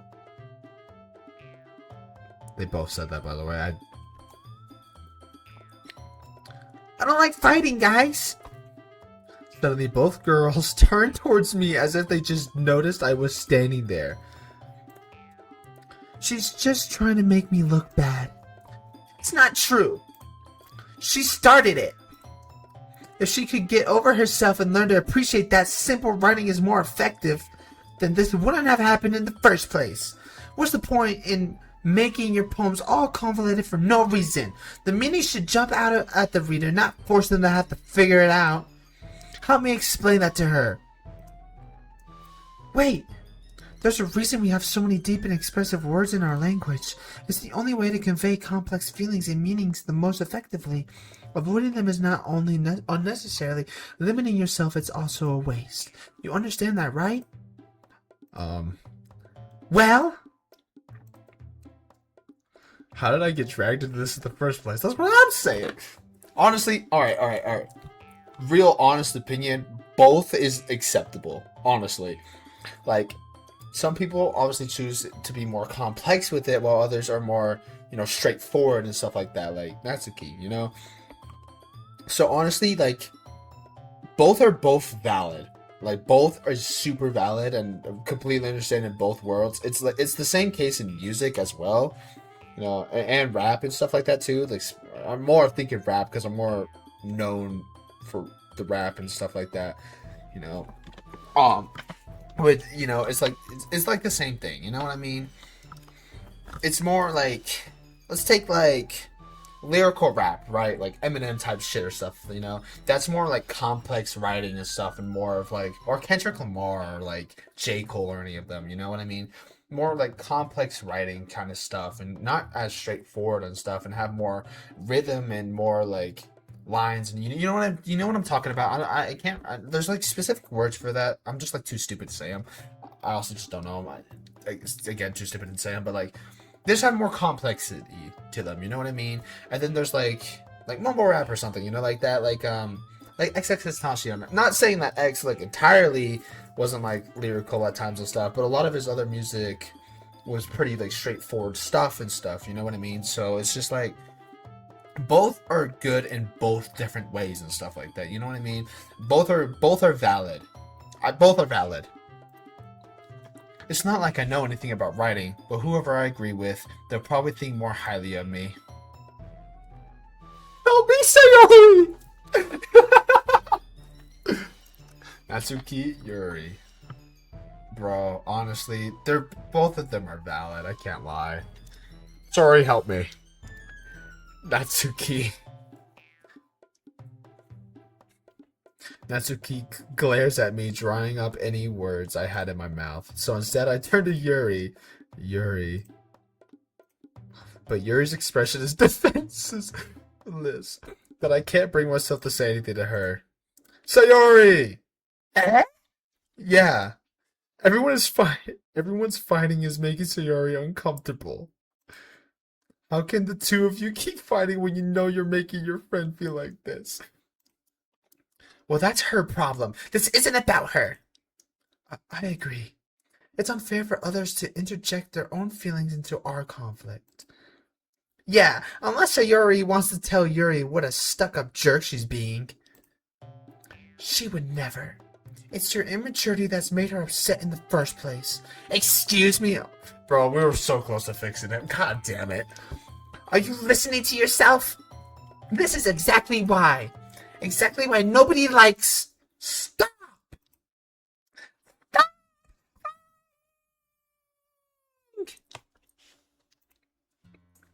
Natsuki! Yuri! You guys are my friends. I just want everyone to get along and be happy. My friends are wonderful people, and I love them because of their differences. Natsuki's poems. They're amazing because they give you so many feelings with just a few words. And Yuri's poems are amazing because they paint beautiful pictures in your head. This is basically what I was talking about. I just didn't say like how she did or quick and simple. I just like went on my own tangent, but basically what I was talking about. On the same lines. Everyone's so talented. So why are we fighting? Because, well, also, Natsuki's cute and there's nothing wrong with that. And Yuri's boobs are the same as they always were. Alright, sure, you're doing too much. Chill. Big and beautiful. Chill. Chill. You're doing too much. Chill. Chill, bro. Sayori. Sayori stands triumphantly. Monica stands behind her with a bewildered expression. I'll make some tea. Yuri rushes off. Natsuki sits down with a blank expression on her face, staring at nothing. So this is why Sayori is vice president, I whisper to Monica. She nods in return. To be honest, I might come off as a good leader and I can organize things, but I'm not very good with people. I couldn't even bring myself to interject. As president, that's kind of embarrassing of me. Nah. It's not like I can blame you. I wasn't able to say anything either. Well, I guess that just means Sayori's amazing in her own ways, isn't she? You could say that. She might be an airhead, but sometimes it's weirdly suspicious that she knows exactly what she's doing. I see. Take good care of her, okay? I would hate to see her get herself hurt. That makes two of us. That's real. You can count on me. Yep. Monica smiles sweetly at me, causing my stomach to knot. Ooh. Such a genuine person really does make a good president, regardless of what she says. Hope nothing bad happens, right? Only I could get the chance to talk to her a little more. Don't want to. Okay, everyone. It's just about time for us to leave. How did you all feel about sharing poems? It was a lot of fun. Well, I'd say it was worth it. It was alright. Well, mostly. How about you? Yeah, I'd say the same. It was a neat thing to talk about it with everyone. Awesome. In that case, we'll do the same thing tomorrow. And maybe you learn something from your friends, too. So your poems will turn out even better. I think to myself, I did learn a little more about the kinds of poem everyone likes. With any luck, that means I can at least do a better job impressing those I want to impress. I nod to myself with a newfound determination. Ready to walk home? Sure, let's go. Sayori beams at me. It truly has been a while since Sayori and I have spent this much time together. I can't really say I'm not enjoying it either. Yeah, well, Sayori's a fucking G, alright? Sayori. About what happened earlier. Now, what do you mean? You know, between Yuri and Natsuki. Does that kind of thing happen often? No. That's really the first time I've seen them fight like that. I promise they're both wonderful people. You don't hate them, do you? No, I don't hate them. I just wanted your opinion, that's all. I can see why they'd make good friends with you. You know, it's nice that I get to spend time with you in the club. But I think seeing you get along with everyone is what makes me the happiest. I think I'm talking, like, honestly, I'm saying, like, Sayori and Monica kind of similar. I'm trying to change it a little bit. They're kind of similar. My bad, chat. Yeah. And I think everyone really likes you, too. That's... Every day is going to be so much fun. Sigh. It looks like Sayori still hasn't caught on to the kind of situation I'm in. Sure, being friends with everyone is nice, but does it really need to stop there? We'll just have to see what the future holds, Sayori. I pat Sayori on the shoulder. I said that more to myself than to her, but it's easy to use Sayori as an internal monologue sometimes. Okay. Yeah, let's do this.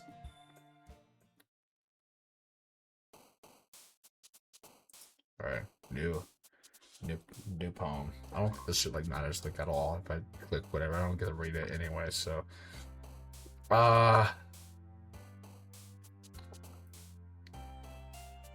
there's also probably secrets to do with this, I'd assume. Especially if it's like Doki Doki, you know. Lollipop. Lollipop. Lollipop. Lollipop. We're gonna go with Clumsy again because why not? Music. Mouse. Fun. Bunny. Defeat. Charm. Climax. Color. Poof. Playground. Crimson. Misfortune. Milk. Boop. Jumpy. Dance. Death. I'm just saying anything. Another day passes and it's time for the club meeting already. I've gotten a little more comfortable here over the past couple of days. Entering the club room, the usual scene greets me. Oh, hold on. I gotta drink. I drink too much. Fuck.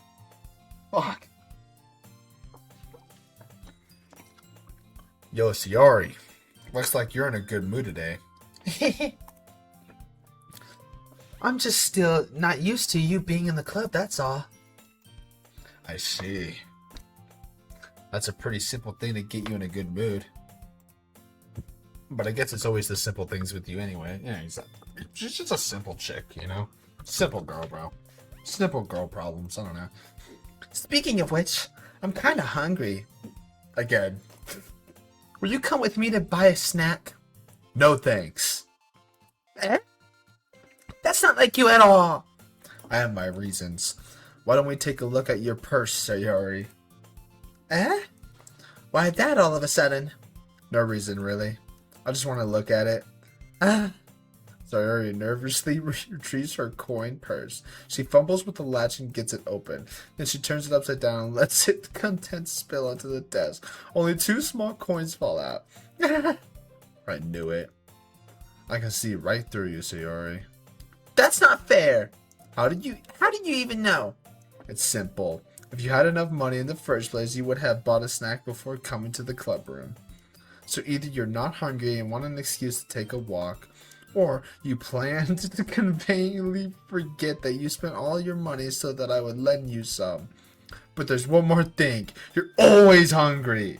And so that only leaves the one option. Oh, huh? I give up. Don't make me feel guilty. If you feel guilty, that means you deserve to feel guilty.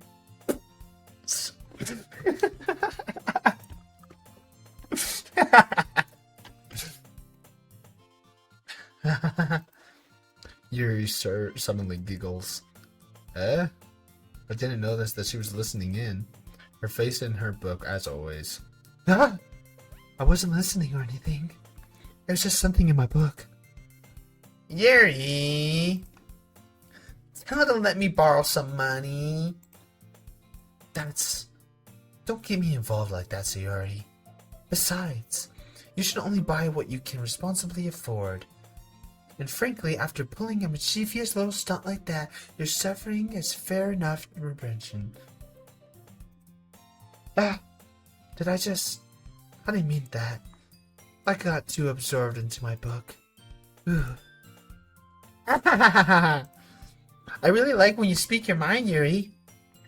It doesn't happen much, but it's a fun side of you. There's no way you could think of that. You were right, though. I did something bad, and now I have to accept the retribution. Still, coming from you, Sayori, I guess there's a little devil inside all of us, isn't there? Hehe. Don't let her fool you. Sayori knows exactly what she's doing. After all, she told you guys she was bringing me to the club before she even told me. But you wouldn't have come if it weren't for the cupcakes. So I had to trick Natsuki into making them. Come on, give me more credit than that, Sayori. Damn. Out of nowhere, something smacks Sayori in the face and tumbles onto the desk. Ow. What was that? A cookie! Sure enough, it's a giant cookie wrapped in a plastic. Sayori glances around. Is this a miracle? It's because I paid my restitution. Retribution. Actually, that one almost worked. I was just gonna give it to you, but then I heard you blab about cupcakes. It was totally worth seeing your reaction, though. Natsuki, that's so nice of you. I'm so happy. Sayori hugs the cookie. You fat fuck. Jeez, just eat it. Sayori rapidly tears open the wrapper and takes a big bite. So good. Sayori suddenly clasps her hands over her mouth. I bit my tongue. I did the same thing. You're going through a lot over just one cookie. Natsuki takes a bite of her own cookie. Your looks really good too, Natsuki. Can I try it? Jeez. Beggars can't be choosers. But yours is chocolate. Yeah, why do you think I gave you that one? Fine. Still, I'm really happy that you shared this one with me. Hehe. Sayori gets out of her seat and goes behind Natsuki, then wraps her arms around her. Jeez. I get it.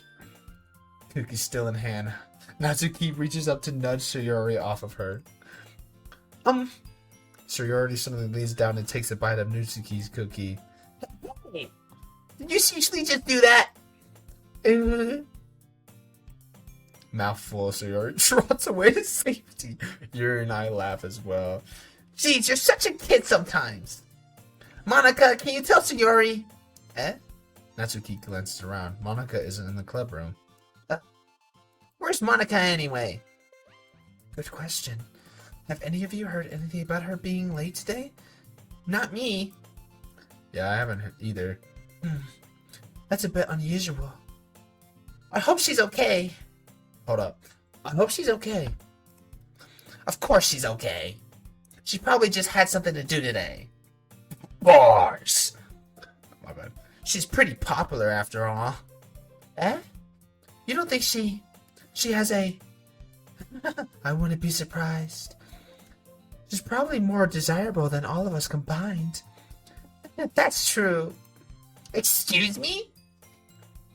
Suddenly the door swings open. Sorry, I'm super sorry.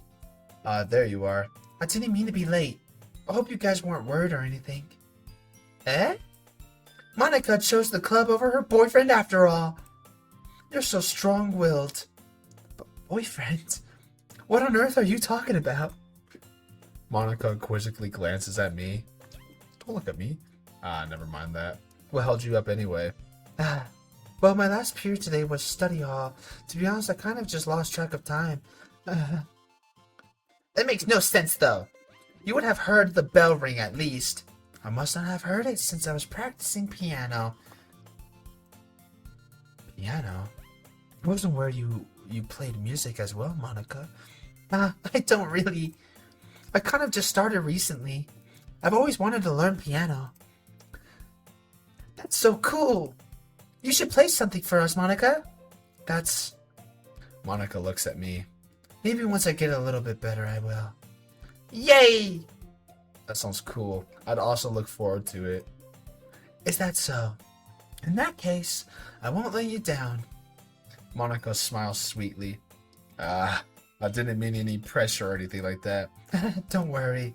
I've been practicing a whole lot recently, and I really love the chance to share once I'm ready. I see. In that case, best of luck. That was me. My bad. Best of luck. You got that. Thanks. So I didn't miss anything, did I? No, not really. I chose to leave out Sayori's mischievous escape. I'm sure Natsuki will end up complaining to her anyway. Yeah, most likely. Looks like everyone has already settled down. Sayori somehow already finished her entire cookie. Yuri's back to her book and Natsuki disappeared into the closet. I get it. My bad. My bad.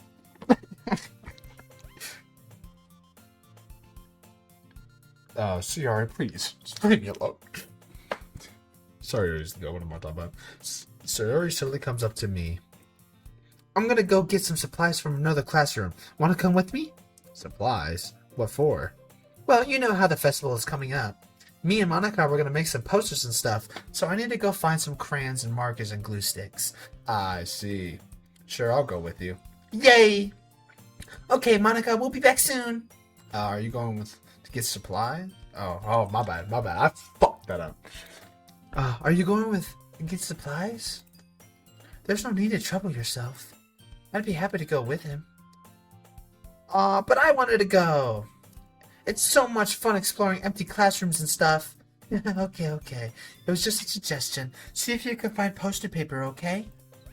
Okay. Ready? Yep, let's go. Oh, come on, Sayori.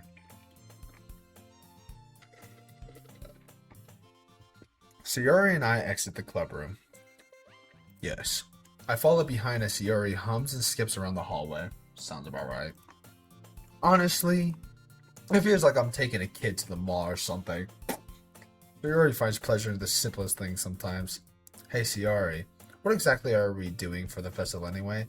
I'm not sure how you would make an event out of literature.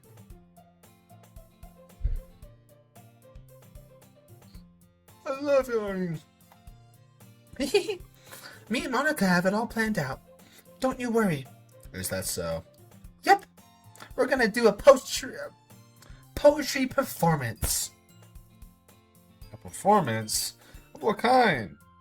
Well, everyone is gonna take turns on stage and recite their favorite poems. Ah, that sounds kind of dull. You're not thinking about it the right way at all. It's not just about reading poems, it's about performing them. Like you say the lines of the poem like, between my feet, the last remaining flower beckons to me. I twist the stem, freeing it from its clinging roots, caressing the final joyous moment between my fingers. But to what ends have I summoned this joy? For now when I look in every direction, the once prosperous field before me is but a barren wasteland. Like that.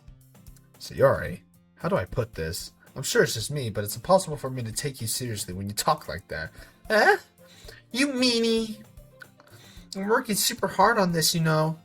I know. I just meant that it's a pretty unordinary contrast to your cute self. Don't say that, it's embarrassing. But I guess that means I'm doing a good job. Yeah, I guess so. I'm so excited. The festival is going to be so much fun. Sayori spins herself around in the hallway again. Hey, this classroom over here is empty. Let's begin the mission.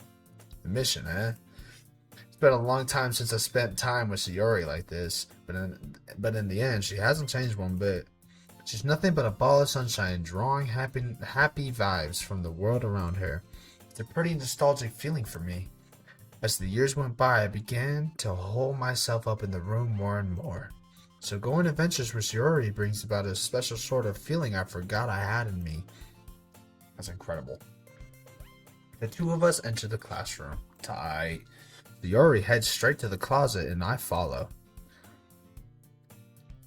Let's see what we have in here. Crayons! Sayori pulls a box of crayons off the shelf. They're the best brand, too. They're kind of dirty, though. Sayori starts pulling various crayons out of the box, reading the color names. Alright, that's one down. Oh, alright, that's one down. Don't get distracted, we still need to find... Wait, I'm looking for my favorite color. Fine. Then at least move aside so I can look for the poster paper. I dropped one by accident. Smack. Sayori bends over and smacks her forehead right into the shelf. She falls to the floor and the crayons spill all over her lap. Wow. You okay? My forehead. Sayori clutches her forehead. Gee, Sayori, that's just like you, isn't it? Come on, let me see. Since Sayori is sitting on the floor, I grab her by the waist and pull her out of the closet. You have to move your hands, Sayori. But it hurts. Just do it for a second. Oh my goodness gracious. Sayori slowly releases her hands from her forehead. I gently brush her bangs to the side. Ow. Sorry. There's a huge red mark on the center of your forehead. A bump is starting to form as well. Man, that's gonna swell up. I should find you some ice. Where would I even find ice around this time? I guess a cold drink would do. You don't have to. I'm fine with looking like a unicorn. Even wincing from the pain, Sayori makes a silly joke. What are you saying? I'll be right back, okay? Okay. I pat Sayori on the shoulder and run out into the hallway. I locate the nearest vending machine. What should I get? It doesn't really matter since it will be used as an eye pack rather than drink. But I know Sayori likes apple juice, so I purchased that one. In just a moment, I'm already returning to the classroom where I left Sayori. She has one palm on her forehead and is using the other hand to clumsily scoop crayons back into the box. At least they were already in the wrong spot before I spilled them. Sayori here. I hand Sayori the bottle of apple juice. It's nice and cold. Sayori opens the cap and starts drinking from it. Sayori, what are you doing? It's for your forehead, idiot. Ah. Sorry, I forgot. How hard did you hit your head? Sayori places the bottle against the bump on her head. It stings. Just bear with it, it'll feel better soon. Looks like you cleaned up most of the crayons, so that's good. Hey. This kind of reminds you of growing up, doesn't it? Eh? What do you mean? You know how we used to play outside all the time? I would always try to keep up with you. You were kind of oblivious in some ways. Like I usually fell behind or had trouble climbing on the things you did. But sometimes when I tried to do things I couldn't, I would get myself hurt. I'd fall and scrape myself or get a bump, and I would start crying really hard. And you would rush over as quick as you could. You would try really hard to get me to stop crying. It was almost like you blamed yourself and were afraid of getting in trouble if someone found out. Even though it really wasn't your fault at all, you know? Did I really do that? Yeah, you don't remember? Come to think of it, maybe I do remember a bit. I guess I was always so focused on my games that I didn't pay enough attention to you. So in a way, it was my fault. Kind of like this time too. If I wasn't rushing you out of the closet, you probably wouldn't have hit your head. I don't think you realize it, but you're always thinking about other people. Even after all these years, you're rushing to help me even though I'm just being clumsy. You're really a sweetheart. Don't call me that. And I don't really do this kind of thing all the time. I guess when it comes to you, it just feels natural. Before I even know it, I'm treating you like that. I guess that's what happens when you've been friends for so long. Really? Maybe you're right. I'm so glad that nothing's changed between us. Do you think it'll be like this forever? Forever? If I'm honest to myself, there's no telling we'll each end up for college or after that. So it wouldn't be fair for me to make any promises, but... Well, I hope so. It's been this long already, right? I can't imagine you ever changing, so my hopes are up. I'm so happy. Sayori has a whimsical expression in her eyes. We remain silent for a moment. She's so silly and clumsy on the outside that when I see her deep thoughts like this, it makes me not want to disturb her. I guess we should go back. I don't want to worry Monica, you know? Good luck with that. Just gonna see your forehead either way. Not if I hide it under my bangs.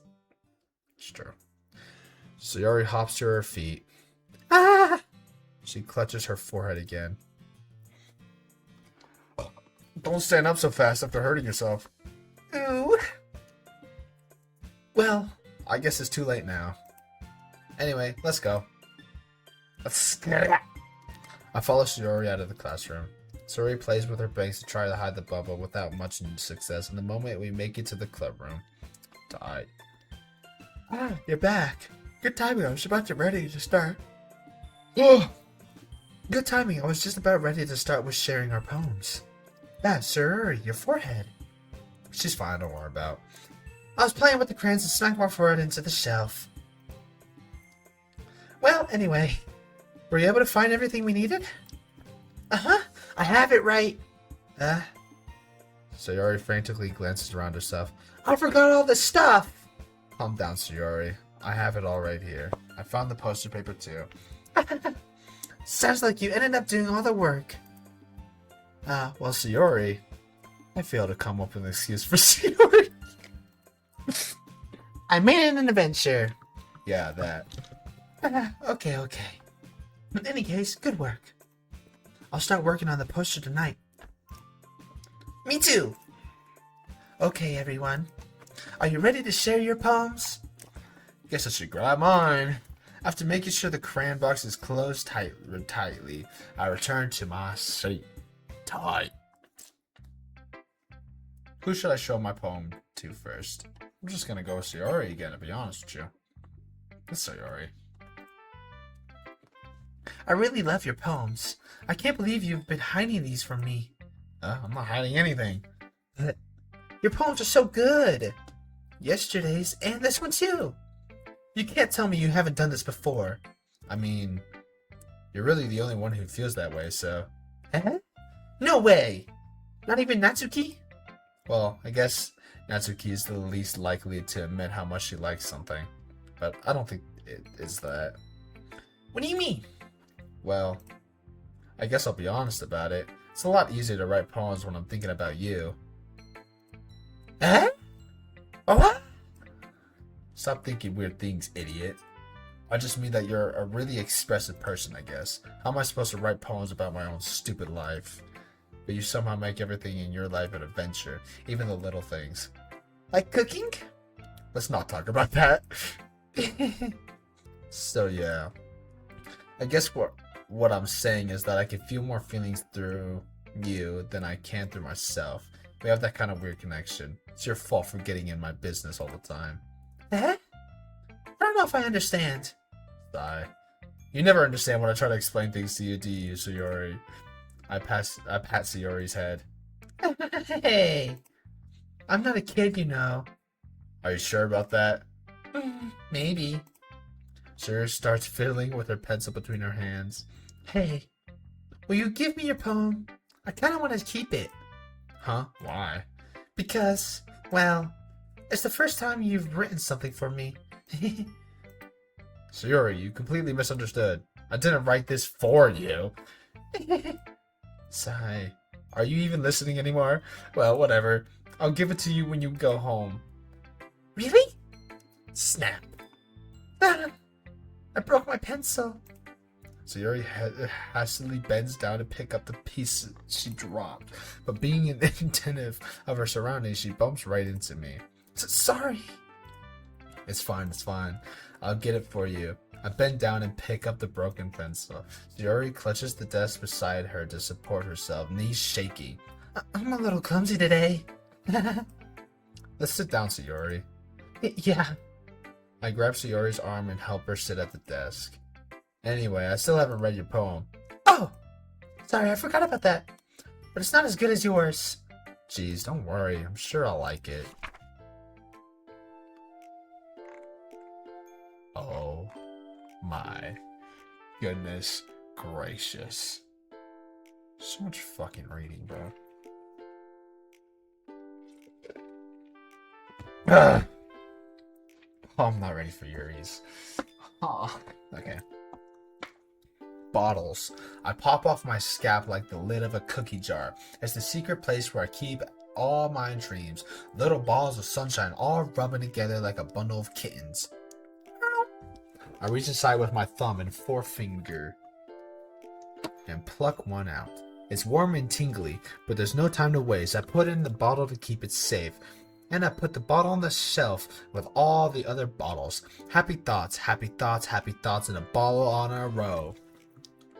My collection makes me lots of friends. Each bottle a starlight to make amends. Sometimes my friend feels a certain way. Down comes a bottle to save the day.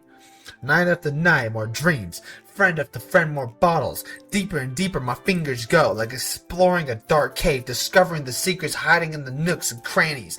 Digging and digging, scraping and scraping. I blow dust off my bottle caps. It doesn't feel like time elapsed. My empty shelf could use some more. My friends look through my locked front door. Finally, all done, I open up and it come in my friends. And they come in such a hurry. Do they want my bottles that much? I frankly pull them out from the shelf, one after another. Holding them out to each and every friend, each and every bottle. But every time I let one go, it shatters against the tile between my feet. Happy thoughts, happy thoughts, happy thoughts, and the shards all over the floor. They were supposed to be for my friends, now my friends who aren't smiling. They're all shouting, pleading, something, but all I hear is echo, echo, echo, echo, echo inside my head. Bars, Sayori. Holy crap. Sayori, did you really write this? Of course I did. Didn't I tell you yesterday I was going to write the best poem ever? Yeah, but I mean, I didn't expect something like this coming from you. Monica taught me a whole lot. And I've been really in touch with my feelings recently. I see that. It's almost kind of creepy. Creepy? Well, not exactly. Maybe because I'm so used to you being cheerful. Well, never mind. I'm thinking too hard about it. The point is, it came out good, as you should be proud of it. Aw, thanks. I feel like I was meant to express myself this way. It even helps me understand my own feelings a little bit better. Writing is like magic. You've gotten pretty passionate about this, huh? I hope you keep it up. Yeah. Writing's the best. I'm gonna keep writing until I die. Don't get ahead of yourself. Sayori's always had a habit of getting obsessed with something before dropping in and no more than a week later. So me, bro. I wonder if this is one of those times. But seeing the passion in her eyes makes it hard for me to... yeah. Alright. Honestly, I want to do Natsuki next. Well, it's not really any worse than your last one. But I can't really say it's any better either. Phew. Huh? Phew what? Well, anything that isn't a train wreck, I'll take as a win. And I get the feeling you're probably the most critical. Hey, what makes you... Wait, maybe that was a compliment. Glad to see someone recognizes my experience. Well then, keep practicing and maybe you'll be as good as me someday. That's, something tells me Natsuki completely missed the point. Come to think of it, this kind of reminds me of Sayori's poem from yesterday. You think so? Yeah, well I guess you've been friends with her so long. You might be the same wavelength. But you never really struck me as her type. Sayori has a type of all of a sudden? Well, I don't know, but honestly, how can someone so, fluffy spend so much time with someone like you? It's like she's dragging around a dead weight. That was a little unnecessary. But think of it this way. If it weren't for me, she would probably just fly away like letting go of a balloon. You could say... we could say each other take care of each other in our own way. Whatever it is, I don't get it. Oh yeah, I guess I'm supposed to show you my poem. Here. Got more writing. Amy likes spiders. You know what I heard about Amy? Amy likes spiders. Icky. wriggly, hairy, ugly spiders. What the fuck is Amy? That's why I'm not friends with her. Amy has a cute singing voice. I heard her singing my favorite love song. Every time she sang the chorus, my heart would pound to the rhythm of the words. But she likes spiders. That's why I'm not friends with her. One time, I hurt my leg really bad. Amy helped me up and took me to the nurse. I tried not to let her touch me. She likes spiders, so her hands are probably gross.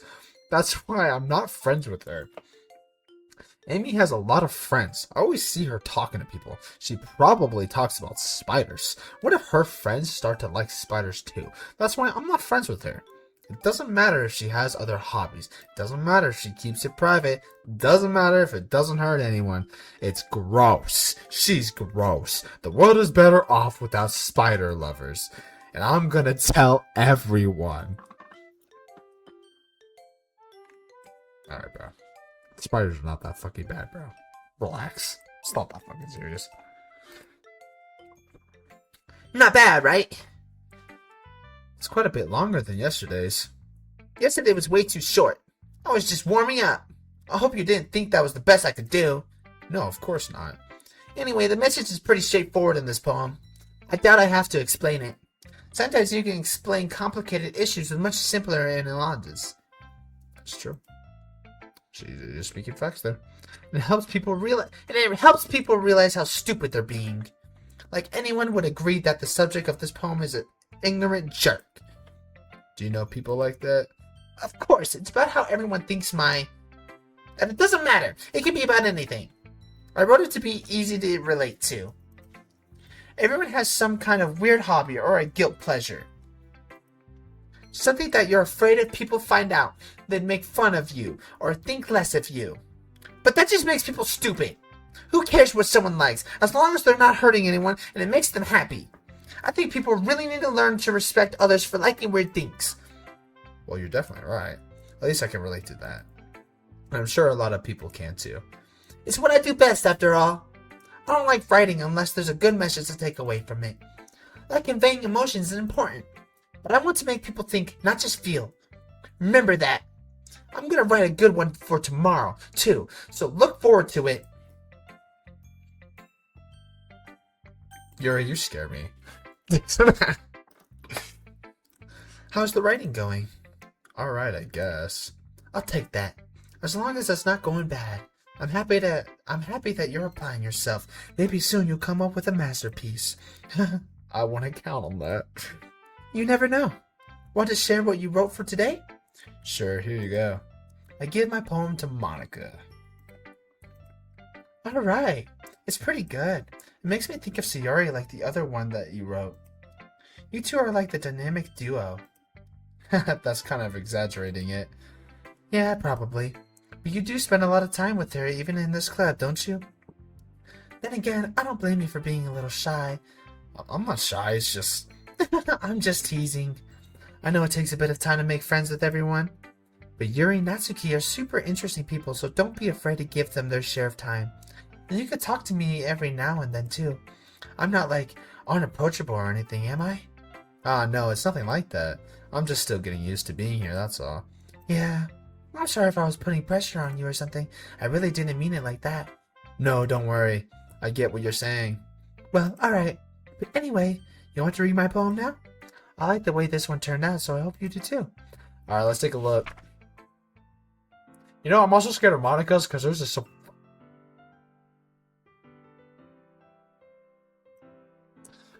Saved me. The colors, they won't stop. Bright, beautiful colors. Flashing, expanding, piercing, red, green, and blue. An endless... I've never seen that word either. Cacophony of meaningless noise. The noise, it won't stop. Violent, grating waveforms. Squeaking, screeching, piercing. Sine, cosine. Cosine. Entertainment, like playing a chalkboard on a turntable, like playing a vinyl on a pizza crust, an endless poem of meaningless. Load me. What does that mean? Why is it so big? Oh, Monica. It's even more abstract than your last one, huh? I guess it's just the way I write. I'm sorry if you don't like it. No, I never said that. It's just kind of a thing I'd never really seen before, I guess. I kind of like playing with my space on the paper. Choosing where and how to space your words can totally change the mood of the poem. It's true.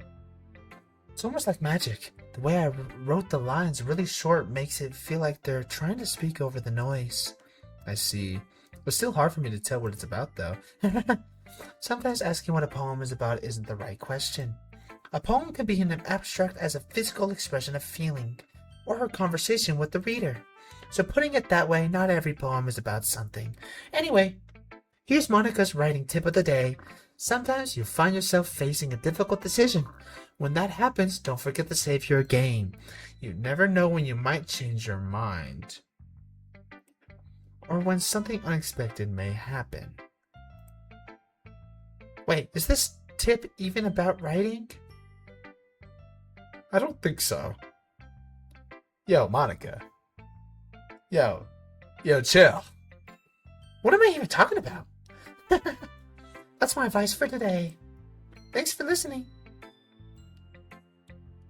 Alright, well. You know what? Because of what Monica just said, I'm gonna just like save game after we read Yuri's. Monica, like, don't say that shit, Monica. Because isn't this game like actually like a video game pretty much or whatever? Because we're like, I think, trapped in the game, I believe. I could be wrong, but I'm pretty sure that's exactly what it is. I think.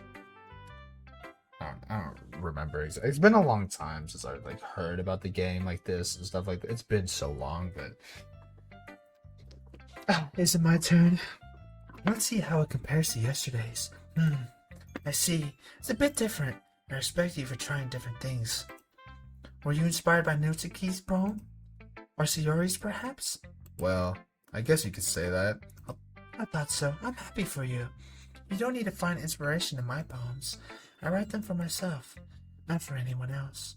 So I don't really need for people to like them or anything. Yuri, Huh? I'm sorry for being blunt, but you're overthinking this a little. Yeah.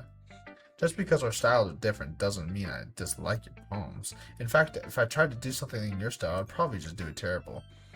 I see. I'm sorry. My stupid mind, it likes to do that sometimes. Anyway, you don't need to be afraid. A little more daring. Metaphors can go a long way. Don't feel like you need to work your brain like turning a bunch of gears. Try letting your mind wander through your feelings. And write down the things you see and hear. That's one way to truly enable your reader to see into your mind. It's a very intimate exercise. I see. That's a certainly interesting technique. Thanks for sharing. I have, an example of that if you'd like to read it. Of course. Is this poem you wrote for today? Yuri nods and timidly hands me her poem. Let's read it. Oh no. I'm scared. The Raccoon. Raccoon City? My bad. What happened in the dead of night while I was slicing bread for a guilty snack? My attention was caught by the scuffling of a raccoon outside my window. That was, I believe, the first time I noticed my strange tendencies as an unordinary human. I gave the raccoon a piece of bread. My subconscious, well aware of the consequences, well aware that a raccoon that is fed will always come back for more. Yeah, because they're fat. The enticing beauty of my cutting knife was the symptom. The bread, my hungry curiosity, the raccoon, an urge. I'm gonna drink. Yummy. The moon that word. Its phase it reflects that much more light off of my cutting knife. The very same light that glisters in the eye of my raccoon friend. Yeah, that knife definitely isn't gonna come back later. Nuh-uh. Totally not. I sliced the bread. Fresh and safe, the raccoon became excited. Or perhaps I'm merely projecting my emotions onto the newly satisfied animal. The raccoon has taken to following me. You could say that we've gotten quite used to each other. The raccoon became hungry more and more frequently, so my bread is always handy. Every time I brandish my cutting knife, the raccoon shows me his excitement. A rush of blood. Classic, that word, conditioning. I slice the bread and I feel myself again. It's incredible, Yuri. I was a little more daring with this one than yesterday's. I could see that. It's a lot more metaphorical. I don't know if it's my fault, but I can't begin to imagine what this poem was about, Real. That's right. It's a bit closer to my preferred writing style, using my poem as a canvas to express vivid imagery and conveying emotions through them. Yeah, if I take it at face value, then I can't even figure out what it's supposed to mean. Well, I think it's something that different people can relate to in their own way. I want to express the way it feels for me to indulge in my more unusual hobbies. It's those sorts of things I'm usually forced to keep to myself, so I sometimes enjoy writing about them. Huh, that's funny. Question mark? Didn't Natsuki also write something about that? About someone being ridiculed for a strange interest? She did? Yeah. She was talking about how it doesn't matter what you're into as long as you're not hurting anybody. She's right. I mean, does she really feel that way? Yeah. Sounds like you two have that in common. That's interesting. To me, she seemed like the kind of person who would make fun of my hobbies. But I suppose that's my fault for judging, isn't it? Please don't tell her I said that. Don't worry, I have no reason to. Okay. Well, thank you for sharing it with me. After all, if I hadn't learned to embrace my own weirdness, I would probably hate myself. I might be ranting a little bit now. But I'm glad that you're a good listener. Wow. Okay, everyone. We're all done reading each other's poems, right? I have something extra planned today, so if everyone could come sit at the front of the room. Is it about the festival? Well, sort of. Do we really have to do something for the festival? It's not like we could put together anything good in just a few days. Well, just end up embarrassing ourselves instead of getting any new members. That's a concern of mine as well. I don't really do well with last-minute preparations. Don't worry so much. We're going to keep it simple, okay? We won't need much more than a few decorations. Sayuri has been working on posters and I've designed some pamphlets we can give out during the event. Okay, that's great and all, but that doesn't tell us what we're actually going to be doing for the event. Sorry, I thought you heard about it yet already. We're going to be performing. Performing? Monica? Yeah, we're going to be having a poetry performance. Each of us are going to choose a poem to recite during the event. But the cool part is we're also going to let anyone else come up and recite poems too. Sayuri's putting it all on the posters in case anyone wants to prepare ahead of time.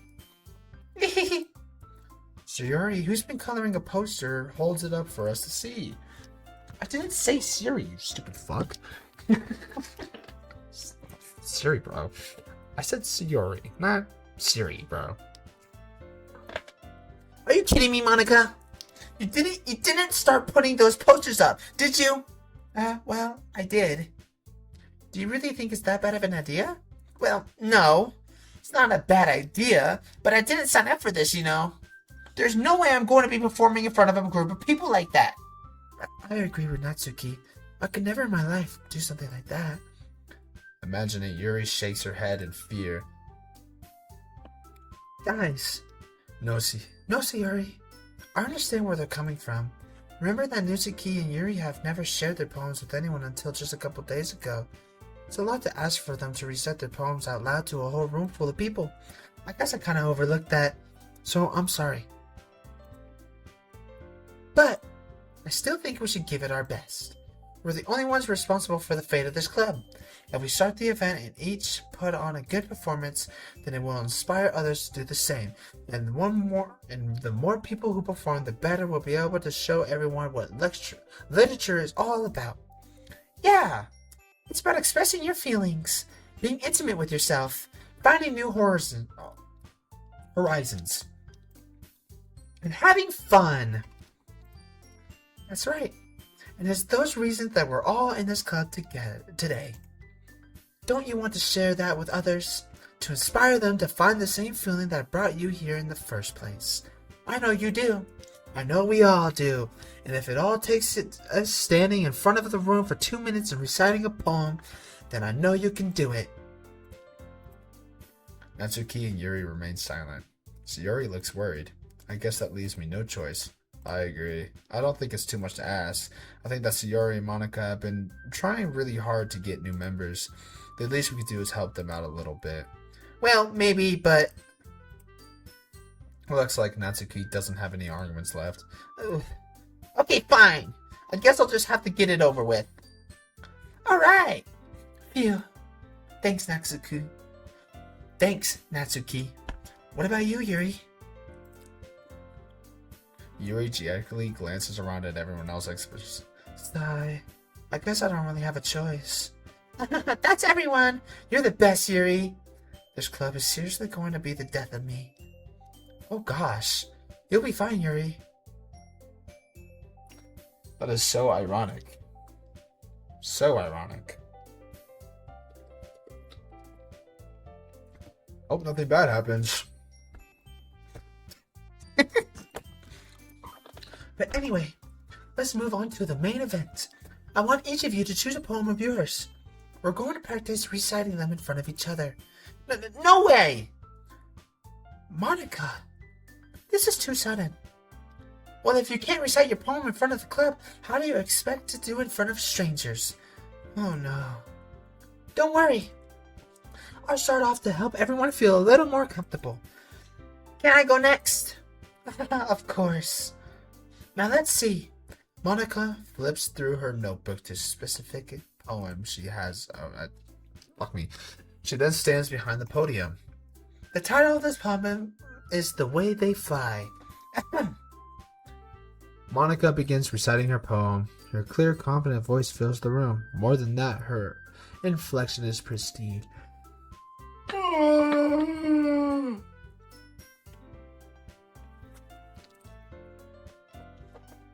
She knows exactly how to apply emotion behind each line she recites, bringing the words to life. Is this something she's done before, or is this simply unnatural? I glance around me. Everyone has their eyes on Monica. Sayori looks amazed. Yuri has an intense expression on her face that I don't understand. Finally, Monica finishes the recitation. The four of us applaud. Monica takes a breath and smiles. That was so good, Monica! Thank you very much. I was just hoping to set a good example. Are you ready to go next, Sayori? I'll go next. I'll go next. What? Yuri's fired up all of a sudden.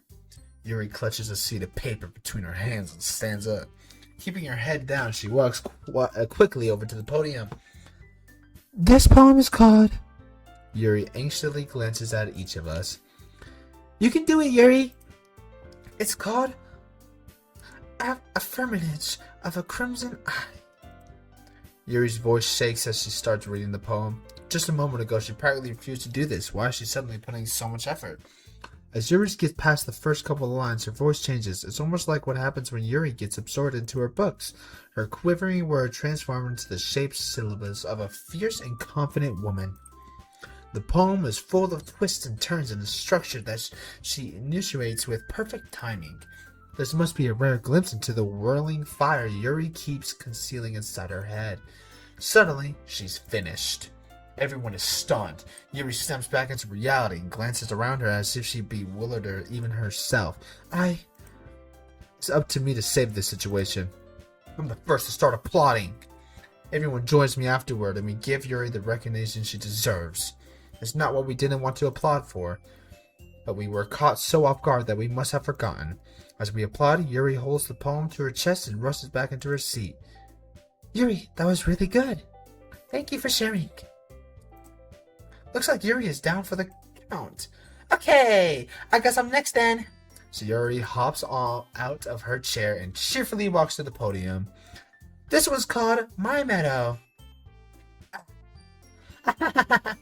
Sorry, I giggled. Sayori, It's a lot harder than I thought. How do you guys do it so easily? Try not to think of it like you're reciting to other people. Imagine you're reciting to yourself like in front of a mirror in your own head. It's your poem. It'll come out the best that way. I see. Okay then. Sayori begins her poem. Somehow it feels like her soft voice was made as a perfect match. The poem isn't aimlessly cheery like Sayori is. It's sincere and bittersweet. If I were to read this on paper, I probably wouldn't think much of it. But hearing it come from Sayori's voice almost gives it a whole new meaning. Maybe this is what Sayori meant when she said she likes my poems. It's like I get to reach more deeply into someone I thought I knew through and through. Sayori finishes it and we applaud. I did it! Good job, Sayori. Even liked it. I guess that's a good sign. What does that even mean? It came out nicely, Sayori. The atmosphere of the poem fits you really nicely, but it might be the other poems wouldn't work quite as well with that kind of delivery. I don't really understand. In other words, I've seen poems of yours where that sort of gentle delivery wouldn't work as well. They might need a little more force behind them depending on what you're reading. Oh, I know what you mean. Well, I've been practicing that kind of thing. It's just embarrassing to do in front of everyone. The next time, I'm going to make you pick a poem that challenges you a little more. We don't have much time before the festival, you know. Okay. Now, who's next? Natsuki? Don't make me go before. It's not like I can compare to you guys anyway. Might as well lower everyone's standards a little before I have to do it. Wow. Natsuki. It's fine. I might as well get it over with. But it's not like I have much of a selection of what to read. I'll just have to go with what I wrote for today. I stand up and step in front of the podium. Everyone has their eyes on me, making me feel terribly awkward, but I couldn't do it. I recite my poem. Since I'm not exactly confident in my own writing, it's hard to put energy into it. Despite that, once I finish, I receive applause anyways. Sorry, I'm not really as good as everyone else. Don't worry about it as much. I think it's less about your abilities and more about your lack of confidence in your writing. That's something that will improve over time, though. Yeah, maybe. Alright then. That just leaves you, Natsuki. Yeah. I'm going. Natsuki, adrenaline, I can't say that word, bro. I'm sorry. There's too many big words here. Gets out of her seat and makes her way to the podium. The poem is called... Why are you all looking at me? Because you're presenting. Anyway, the poem is called Jump. Natsuki takes a breath. When she starts reciting the poem, her sour attitude disappears a little. While she's still a little unenthused, her poem has a rhythm and a rhyme to it. It's Natsuki's trademark style, and it works surprisingly well when spoken out loud. The words feel like they bounce up and down as if giving life to the poem. Natsuki finishes and everyone applauds. She hops back to her seat. That wasn't so bad, was it? Easy for you to say. You'd be better not make me do that again. You better not make me do that again. Sorry. Oh, well. Do you at least feel prepared enough to recite a poem in front of the other people? I mean, doing it in front of other people would be way easier. I could put on whatever face I want for other people, but when it's just my friends, it's just embarrassing. That's a surprise, Natsuki.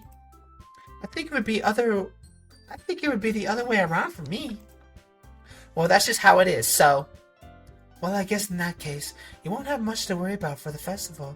That said, I want to thank everyone for coming through. It might be hard, but I hope that you all have an idea of what it's like now. Make sure you pick a poem and get enough practice before the festival, okay? I'll be making pamphlets, so let me know ahead of time what you'll be reciting. Jeez. I should probably find some other poem to recite instead. That's fine too. It doesn't have to be your own. I'm already pleasantly surprised that you're putting in all of this effort for the club. It makes me really happy. No problem. Okay, everyone. I think that's about it for today. I know the festival's coming up, but let's try to write poems for tomorrow as well. It's been working out really nicely so far, so I'd like to continue that. As for the festival, I'll finish planning tomorrow, then we'll have the weekend prepare. Monday's the big day. I can't wait. I can do this. Alright. I stand up. There's no way I'll be able to find the same enthusiasm as Sayori and Monica, but I'll do my best to get through it. If it's for the sake of the club and impressing Monica, then I'll have to do my best. Ready to go, Sayori? Yep. Look at you two. Always going home together like that. It's kind of adorable, isn't it? Jeez, you guys. Don't make such a big deal out of it. It must be a little nice, though. Well, how am I supposed to respond to that? It's okay. You don't have to say it. I'm getting the voices confused. My bad. I'm sorry. I'm fucking this shit up. I'm 4 a.m. Leave me alone. Whatever. Let's go already. Yeah, that's what I'm saying. I walk home with Sayori once more. Even though it's only been a few days, a lot of things have already changed. But today, Sayori's being a little quieter than usual on the way home. Hey, Sayori. Sorry, I was spacing out. No wonder. I was thinking about something from earlier. I like how we get to... Sayori fumbles with her words. Me too, bro. So let's just say that one day Yuri asked to walk home with you. Huh? What would you do? What kind of question is that? You're kind of putting me on the spot here. Fuck. Oh, shit.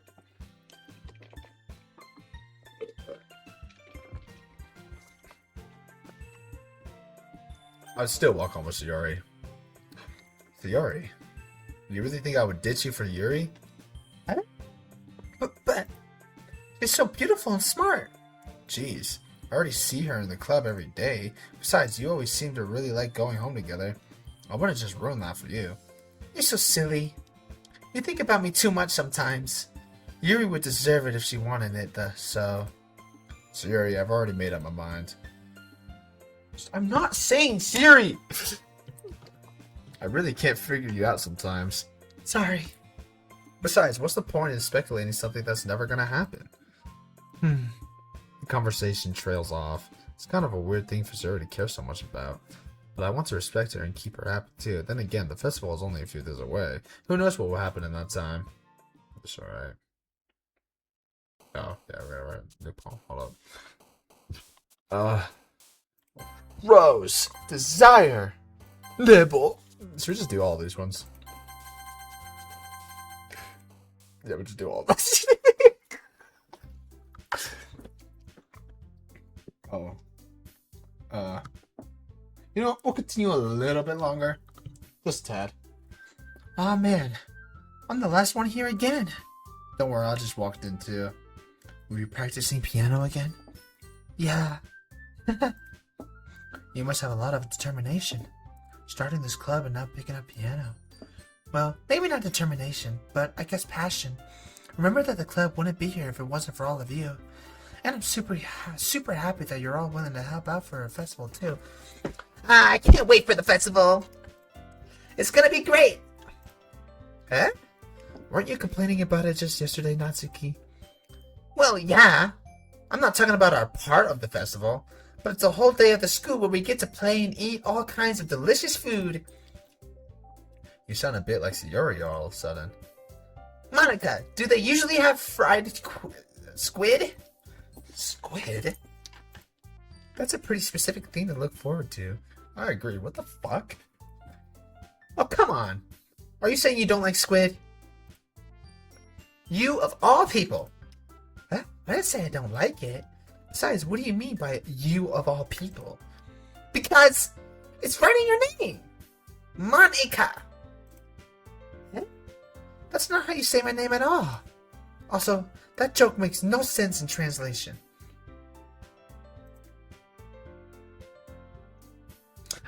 Never mind. Let's just focus on our own event for now, okay? Fine. Your reactions aren't as funny as Yuri's or Shiori's anyway. Excuse me. Where is Sayori anyway? Oh, there they are. Sayori is sitting at the desk in the corner of the room looking down at nothing. Siri, I'm not talking to you! I'm not talking to you! Shut up! God. Saint Sayori. I walk over to her. Hey, Sayori. I wave my hand. Your name is not Sayori. Your name is Siri. Shut up.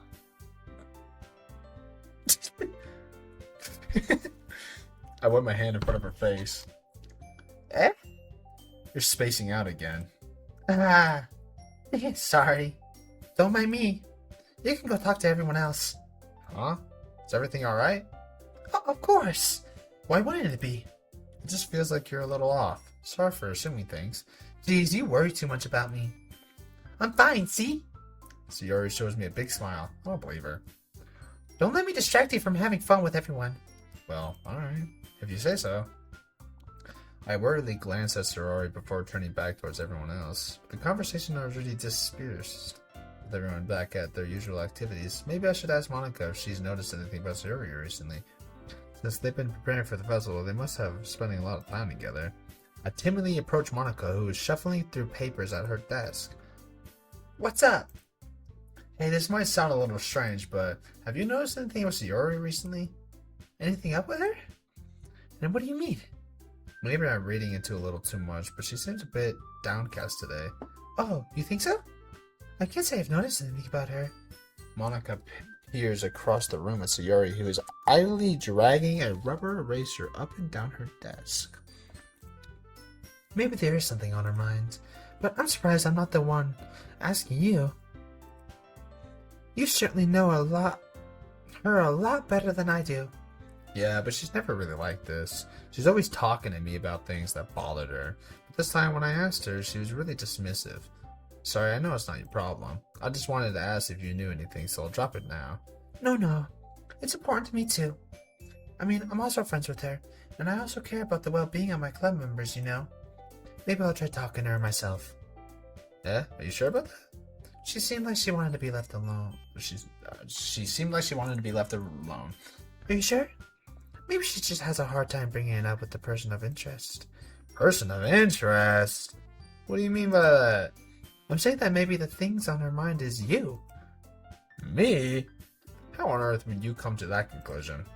Well, I probably shouldn't say too much, but Sayori talks about you more than anything else, you know?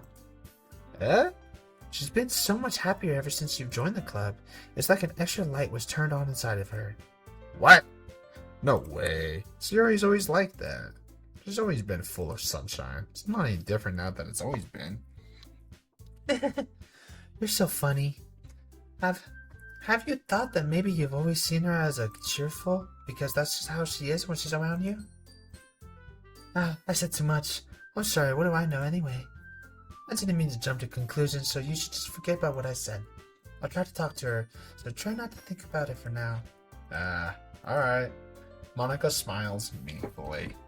I know she said to forget about it, but I already know that I won't be able to get her words out of my head.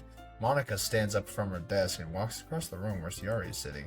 I watch her kneel down next to Sayori and gently talk to her, but she's keeping her voice so quiet that I can't hear her from here. I sigh and sit myself down. I know Sayori told me not to worry about her and to have fun with everyone else, but that's impossible to do when she's behaving like this. Exactly how much do I care about her that I'm letting this weigh down so much? Now it feels like I'm the one behaving out of ordinary, but there's nothing I can do besides wait for Monica. That's true. Okay, everyone. After some time passes, Monica calls out to the club room. Why don't we share our poems now? Before I know it, everything's back to normal. Everything goes to retrieve their poems and I do the same. I make eye contact with Monica and she smiles at me. I wonder what she was talking about with Sayori. Other two. Nah, we're talking to Sayori. We're finding this out right now. This is your best one so far. It's really, really nice. Thanks. Hmm? Sayori, you've been a little quiet today. I'm not saying Sayori. Is your name Sayori?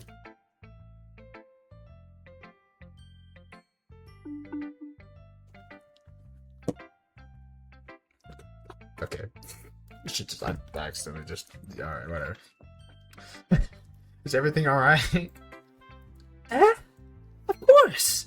Everything is fine. Maybe I'm just a little tired today.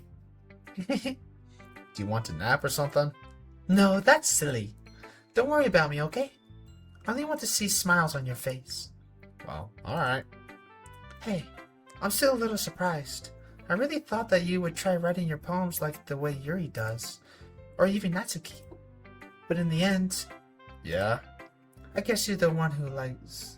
I guess you're the one who likes this one the most. Why? You don't want to get closer with everyone else?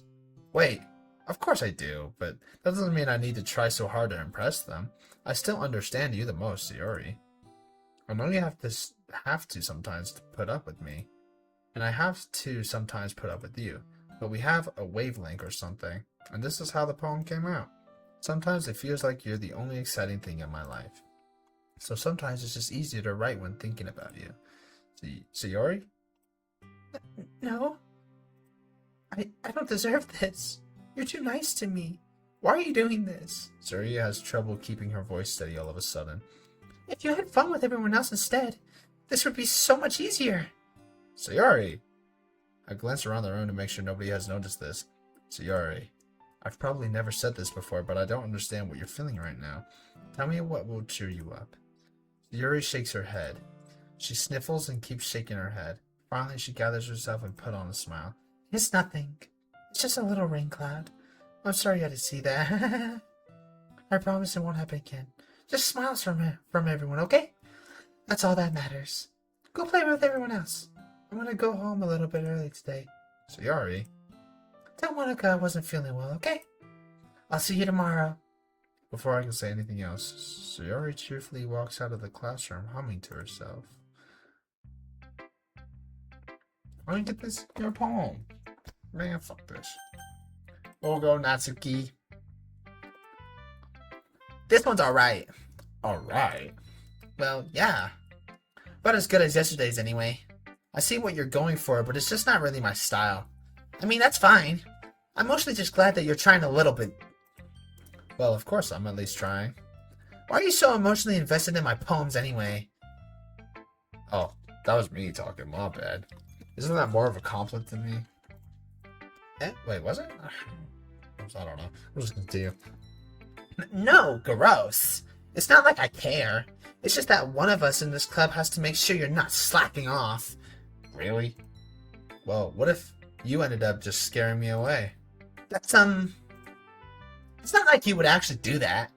Yeah, you're right. It's kind of fun to hang out here, even if I have to put up with you. Good. Natsuki's elbow connects with my stomach. Oh? Maybe I won't mind scaring you away after all. I was just joking. Oh, I know. Don't worry, I was too. How the hell do you call that a joke? That seriously hurt. Well, maybe it was funny to her. I guess that's kind of the point. I should really just watch my mouth around Natsuki. Anyway. Natsuki holds her poem out to me like nothing even happened.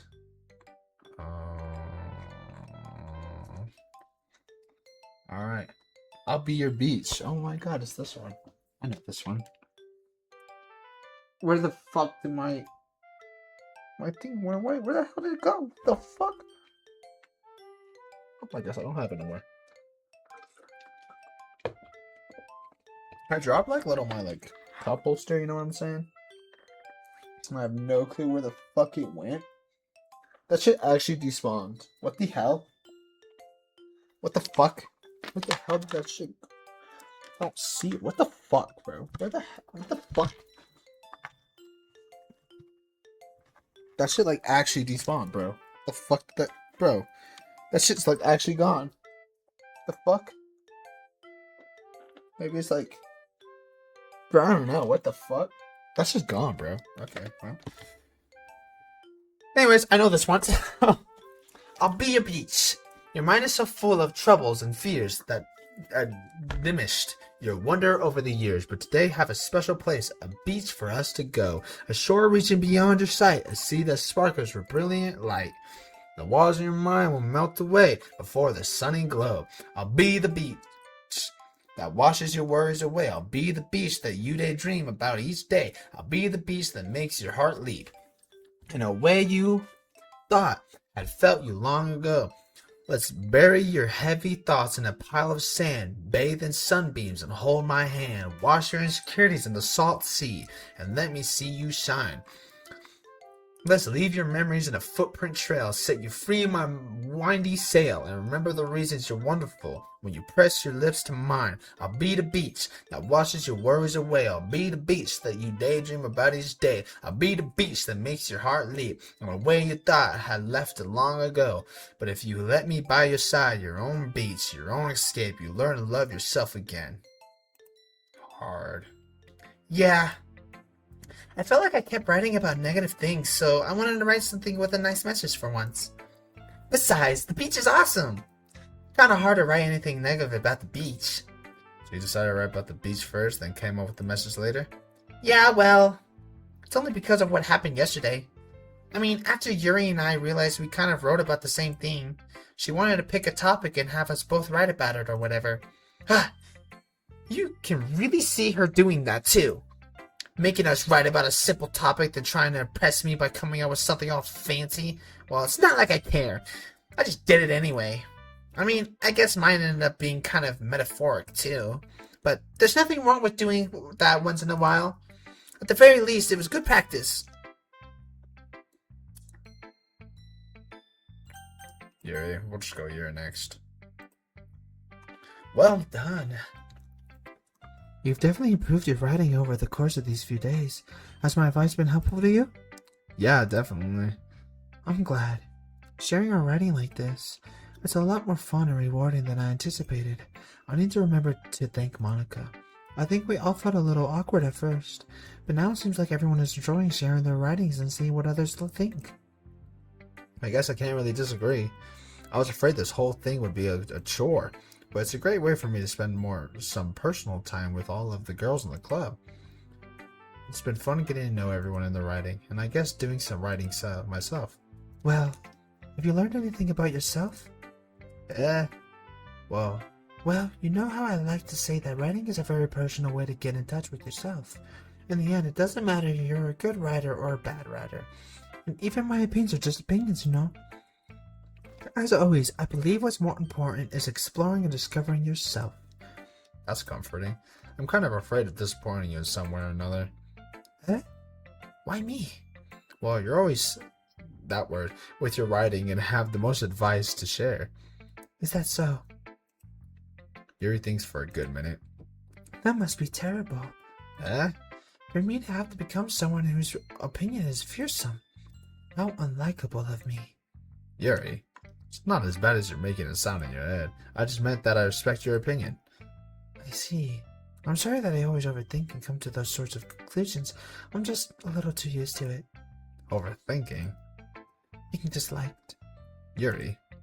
What? What am I saying? I'm sorry, I didn't mean to bring that up. Let's move on. Alright. Do you want to share your poem now? Okay. Here. Beach. I moved millions of years in the making when the womb of Earth chaotically meets the surface, under a clean blue sky and an expanse of bliss, but beneath the gray rolling clouds, an endless engine. The easiest world to get lost in is one where everything can be found. One can only build a sandcastle where the sand is wet. But when the sand is wet, the tide comes. Will it gently lick at you foundations until you give in? On will a sudden wave sends you crashing down in the blink of an eye. Either way, the outcome is the same. Yet we still build sandcastles. I stand when the foam wraps around my ankles, where my toes squish into the sand. The salt air is therapeutic. The breeze is gentle, yet powerful. I sink my toes into the ultimate boundary live, tempted by the foaming tendrils, something like that. Turn back and then abandon my piece to enrolled at the shore. Yeah. Drift forward, and I return to Earth forevermore. I'm aware that the beach is kind of an in thing to write about, but I did my best to take a metaphoric approach to it. Yeah, I knew she already told me about it. She did? She didn't say anything weird, did she? She just wanted us to write about the same topic again. I was supposed to better compare the differences in our own styles or thought process. Anyway, it was her idea. Knowing her, it's no surprise that she'd want to do something like that. She probably just wants to show off. It's not like I have a particular interest in her writing style. I just went with her request. But, well, I suppose it's not so bad to write about something simple on occasions. It could be refreshing, you know. It's good for me to calm my thoughts once in a while. Yeah, I think I'd agree. Thanks for sharing. I don't know. Oh, they both accused each other of like, making each other do it. What the hell? I fucking turn and look over here, bro. My cat is chilling, bro. I'll show my kitty here. I'm gonna have to edit this in, but yeah. It's my fucking cat, bro. What are you doing, kitty?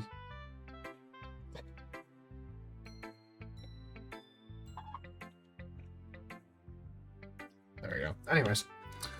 Poem to Monica. Hi. Have you thought about what you want to submit to perform at the festival? Well, being in this club is one thing, but performing in front of a bunch of people, I'll have to give it some more thought. Okay, no pressure. But whatever you do, I'm sure it'll turn out great. It would also make me happy to see. Anyway, let's take a look at today's poem. Sure. I'll let Monica take the poem I'm holding in my hands. It's kind of funny. How so? No, not the poem. I mean, it's funny how your poems and Sayori's poems have been getting more and more similar to each other each day. I'm surprised you're so in sync with her. Then again, you've been spending a lot of time together lately, haven't you? I guess you could say that. Although we kind of grew up as best friends, I haven't been seeing as much of her this past year. But since I joined the club, we've been spending a lot more time together again. I see. That reminds me about how Sayori's been a little bit off today. Yeah, did she tell you something? Well, you haven't been flirting with her, have you? Of course not. I've been treating her like I always do. Alright, just making sure. I know how much you care about her. It would be terrible if something bad happened to her, so keep an eye on her. Sayori's been acting so much happier ever since she joined the club. What could have happened all of a sudden? Never mind. This really isn't the time to be talking about this. Anyway, I'll share my poem with you now, alright? Alright.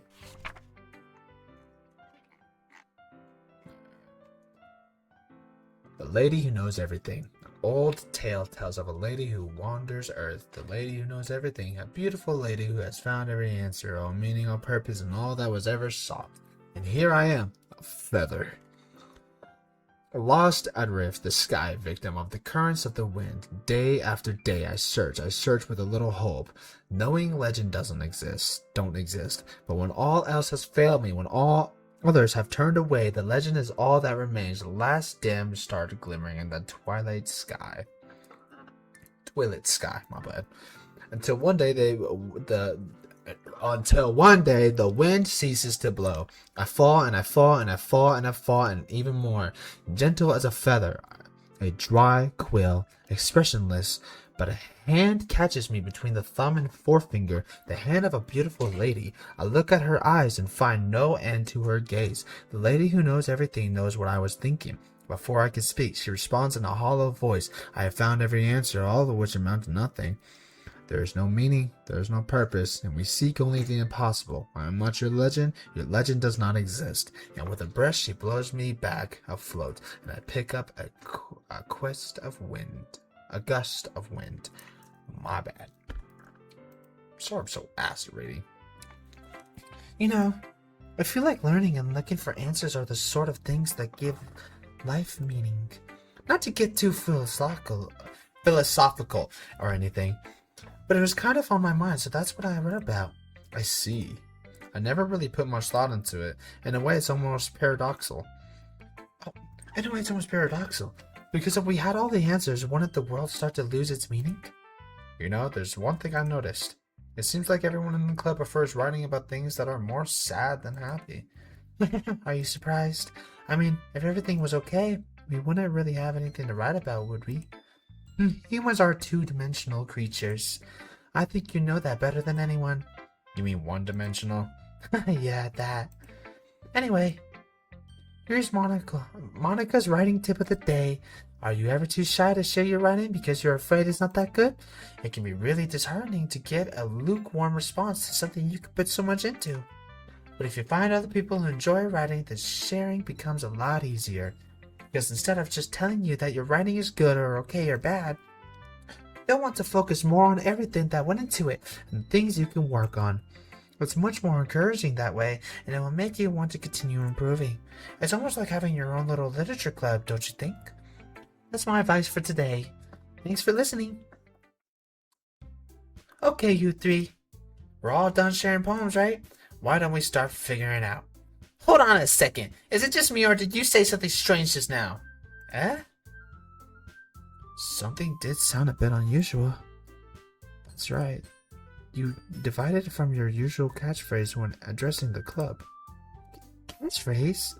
I don't have a catchphrase. Jeez. Why is the mood so weird today? Look, even Yuri isn't immune to it. Stagnating air is common foreshadowing that something terrible is about to happen. In your books, maybe. Look, the only thing different is that Sayori isn't here. It seems you're right. Sigh. Yuri always helps lighten the mood a little bit, doesn't she? It's almost like everyone's balance is thrown off a little when she's not around. Where the heck did she run off to anyway? I thought she just went to pee. Natsuki, please show some decency. Oh, come on! Oh, she actually wasn't feeling too well and went home early. Is that so? Hope she's alright. Seriously? For all the times not to go home with her, you pick the time she's not feeling well? So much for you two being all lovey-dovey. Oh no, first of all, stop misunderstanding my friendship with Sayori. And second, she's kind of been avoiding me today, so I didn't want to force it. Oh? That curious expression coming for Yuri of all people. Calm down, guys. I talked to her earlier and everything's fine. What'd she say? Anyway, we need to figure out the rest of the festival preparation, so let's decide what everyone will be doing this weekend. I already know what I'm doing. That's right. Nizuki will be making cupcakes, but we might need a lot of them in different flavors. Can you handle that all by yourself, Nizuki? Challenge accepted. And as for myself, I'm going to be printing and assembling all the poetry pamphlets. So Yuri will be helping me design them. And as for Yuri, you can... Can you help me come up with something for Yuri? I'm useless. No! That's not it at all. You're the most talented person here, you know. Now, Nizuki, pouting too? Geez, even I can tell now. I guess I never gave Sayori enough credit, but I can tell things are even harder on you when she's not around. That may be the case, but if I can't also be a leader on my own, then I won't grow as a person. So, Yuri, you have beautiful handwriting, you know. So you should make some banners and decoration to help set the atmosphere. About that. I love atmosphere. Yuri's expression suddenly changes as she stares at her desk and focuses and starts nodding to herself. Your mind is already racing, I see. That's great. You'll be wonderful help, Yuri. But anyway, that just leaves you. The one who's truly useless. Don't say that. In fact, both Natsuki and Yuri have some pretty heavy tasks to handle. It would probably go a long way to give one of them a hand. You could always help me out as well. I would be really appreciative of that. That's... Is Monica suggesting I spend the weekend with one of my club members? How on earth are they going to respond to a suggestion like that? I suppose I wouldn't mind a bit of help. Well, even if you don't know how to bake, there's always some dirty work I can give to you. It's not like Monica's going to give me a choice and you shouldn't be sitting on your butt anyway. Natsuki tries to mumble a bunch of excuses like that. If I recall, Natsuki, you mentioned that you would like to handle the baking on your own. May not like to be around if you only make him out to be a nuisance, so therefore, you may be more suited to sit there with the decorations. Hold on, I never said that! How hard could it be to make a few decorations anyways? Sounds more like you're just making excuses for... What are you saying? It'll be extremely malicious work. And baking isn't? Just what do you think? Guys, let's settle down for a moment. In the end, I think it's up to decide how he'd like to contribute. Besides, he hasn't really gotten the chance of spending time with me yet, you know. So I'm sure he's interested. You literally just said. I'm surprised as well. Sorry. I was just saying, though. Jeez. Can we just settle this already? Yeah, I have a feeling that this is gonna be a thing that I might want to come back to. So we're saving that. Yes, we're gonna save that specifically. You're okay with this, right? In the end, it's up to you. Of course. Very well. In that case, Yes, we're just gonna do that. Yep. Why, Sayori? I want to do Sayori. Like, I really... It's kind of a hard decision, to be honest, because I honestly really want to do with really want to do with Sayori and Natsuki. I really want to do both of them. Monica next. Yuri, I don't want to do anything with you. Fuck you, Yuri. Sayori would be lit, you know. Why is her DOS like that though? I don't just why. All right, we have a save though, right? Right, we're chill. Yes, we're chill. So we are given the option. So we're chill. We can always come back to this. I mean, if it's going to be anyone, then I prefer helping Sayori. I mean, we're already neighbors, and Monica said that Sayori was helping her. Jeez, do you really hate us that much? No, sorry, I didn't mean for this to be difficult. Just think of the club, okay? oh, okay, that makes sense. Natsuki. Yeah, Monica, you're fun. All right, pal. Well, baking sounds like it could be fun. You guys made it sound like a lot of work, so it could probably use 2 people. Don't worry, baking is a ton of fun. You'll definitely agree. Just a minute ago you were saying that... That's because... Never mind, okay? Well, anyway, you'll be fine by yourself, right, Yuri? Of course. I'm used to it after all. Oh my gosh, don't... Shut the fuck up, man. Well, I understand. I get it. Where's she coming from? Alright. I get it. Nah, I get it. That's good. Even though Yuri's being melodic, it's a little hard to not feel bad. Oh, that was made by mouth. So that's everything, right? Anything else we need to talk about? No, I think that's it. Are you guys excited? Yes! Everything except the performance is gonna be awesome. I don't think that really counts. What about you? Me? I guess you could say I'm interested to see how it'll turn out. That's good enough for me. What about you, Yuri? Yuri? She's still sulking. Natsuki started pouting too. It's not that big of a deal or anything. Well, it might not be just that. Question mark?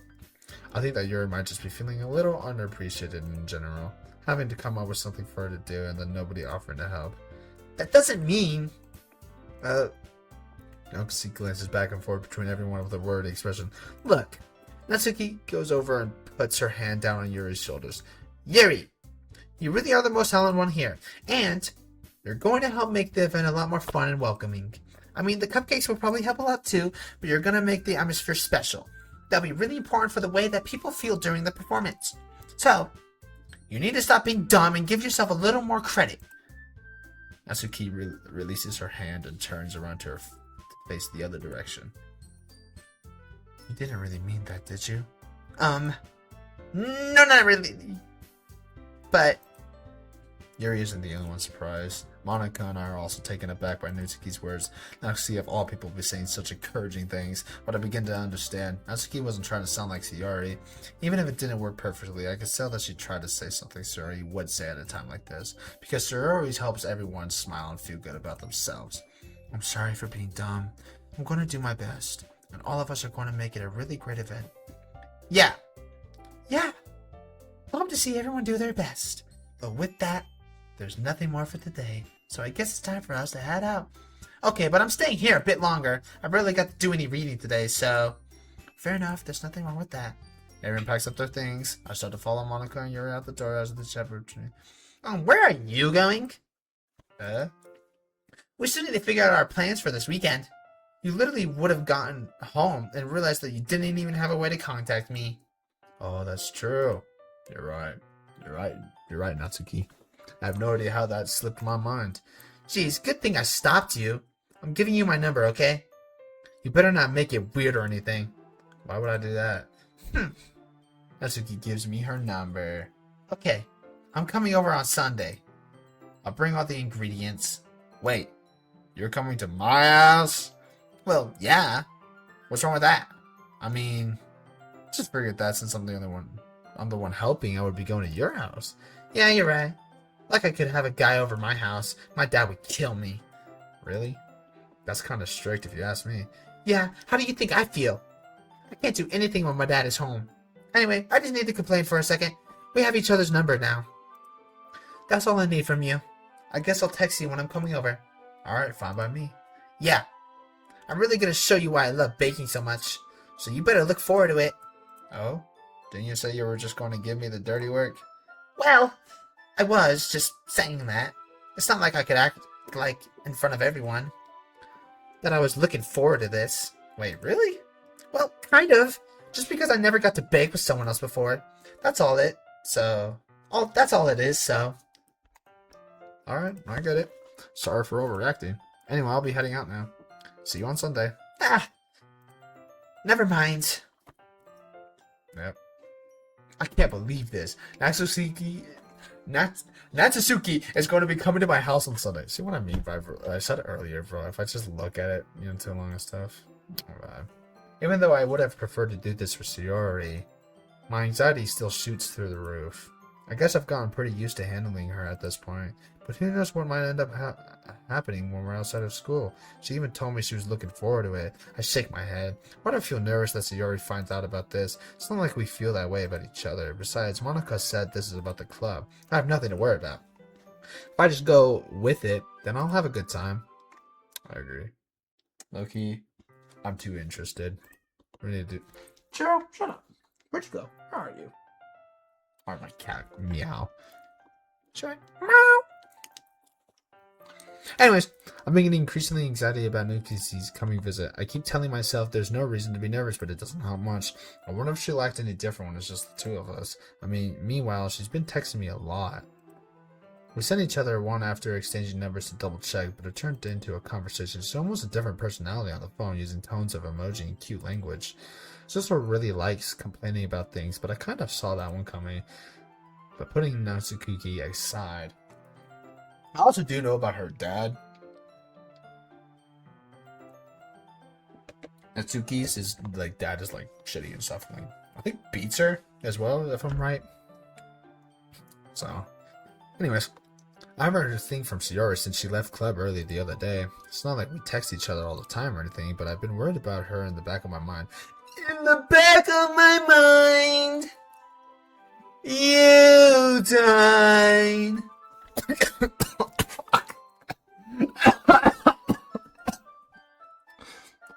Oh shit. Oh my god. Oh bad. Shit. Oh fuck. Oh fuck. God damn it. Alright. Fuck. Between what Sayori said and what Monica said, is it really okay for me to put Sayori's feelings aside when she might need me? I decide to visit Sayori before Natsuki comes over. Rather than asking, I simply tell her I'm coming over, much like we've done in the past. Once I reach Sayori's house, I'll knock on the door before entering it myself. Again, we used to play so often that we've made it a habit of simply entering each other's houses like we were family. The house is quiet. Sayori isn't anywhere on the first floor, so I'm assuming she's up in her room. It's already strange of her not to run down and greet me. Isn't she the one that gets hanged or something? Isn't that her? I know how they all die and stuff like that. I know that, but she gets hanged, doesn't she? Is this that part right now? Sayori? Oh my god. Oh, thank god. It wasn't that yet. Oh, thank god. Oh, Jesus Christ. That's good. Hi. I sit down in her room. Sayori forces a smile, but it's easy to tell that she's different. There's a minute of silence between us. You haven't come over like this in a long time, have you? I guess you're right. It's been a long time. Not much has really changed, has it? Sayori's room is as messy as it's always been. I also recognize the same stuffed animals and wall decorations that she had for years now. If you came over more often, it wouldn't be such a mess. That's because I end up cleaning it for you. How come you suddenly wanted to come over today? Aren't you supposed to see Natsuki today? Yeah, but... Wait, how did you know that? Sayori had already left by the time we decided that last meeting. Monica told me. It's only natural for her to keep me informed about the festival preparations, right? Ah, that's true. But what about you? Aren't you going to be helping Monica today? Of course! But I'm just helping her online. We didn't plan to meet up or anything. Ah, so it's just me and Natsukiki then. Yep. There's more silence between us. Sayori stares in a random direction. Everything about her behavior is really uncharacteristic. I finally get to the point. I just wanted to see how you were doing after you left on Friday. When something's wrong, you can't hide it from me. I know you too well. So Sayori smiles and shaking her head. That's no good. Why can't it just be like it's always been? This is all my fault. If I didn't get so weak and accidentally express my feelings, if I didn't make that stupid mistake, then you wouldn't have been worried about me at all. You wouldn't have come here. You wouldn't have even been thinking about me right now. But this is just my punishment, isn't it? I'm getting punishment for being so selfish. I think that's why the world decided to have you come over today. It just wants to torture me. Sayori? I grab Sayori by the shoulders. What on earth are you saying? Are you listening to yourself right now? I know something happened to you. There's no other explanation for you to be like this.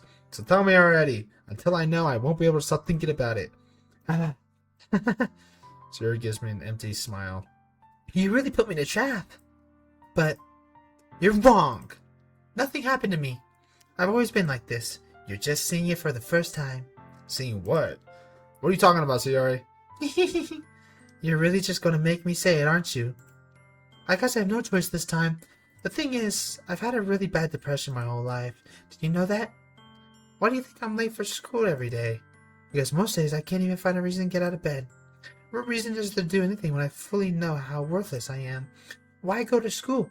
Why eat? Why make friends? Why make other people put their energy and caring to waste by having them spend it on me? That's what it feels like. And that's why I just want to make everyone happy, without anyone worrying about me. I'm in shock. I can't even figure out how to respond. How is it possible that Sayori kept this from me the entire time that I've known her? Does she really want so badly for me to just not think about it? Why, Sayori? Huh? Why is it that you've never told me about this? It almost feels like you've been betrayed as your close friend. I've been betrayed as your close friend. Because if I knew, I would have done everything I could to support you, even if there's only so much that I could do. I would have tried a little bit harder to make every day a little better for you. That's why I'm your friend. All you had to do was tell me. You don't understand at all. Why do you think I didn't tell you? Because if I told you that, you would have to waste effort caring about me instead of doing important things. I don't want to be cared about. It's bittersweet when people try to care for me. It feels nice sometimes, but it also feels like a bat being swung against my head. Oh, fuck, I just skipped something. That's why I wanted so badly for you to make friends with everyone else. Helping everyone be happy together is the best thing for me.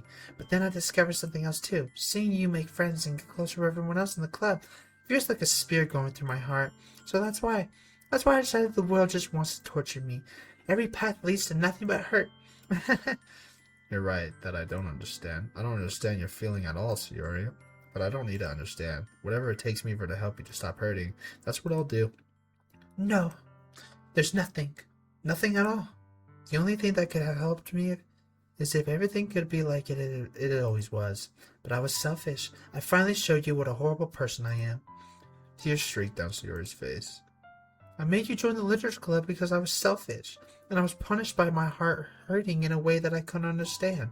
And now you came here and I made you hurt too. I'm just weak and selfish. That's all I am. And that's why I'm going to accept these punishments. Because I deserve every last one. I thinking I once again grabbed Sayori's shoulders. Damn, bro. What the fuck? This time, I pull her into a tight embrace. Yeah. Ah!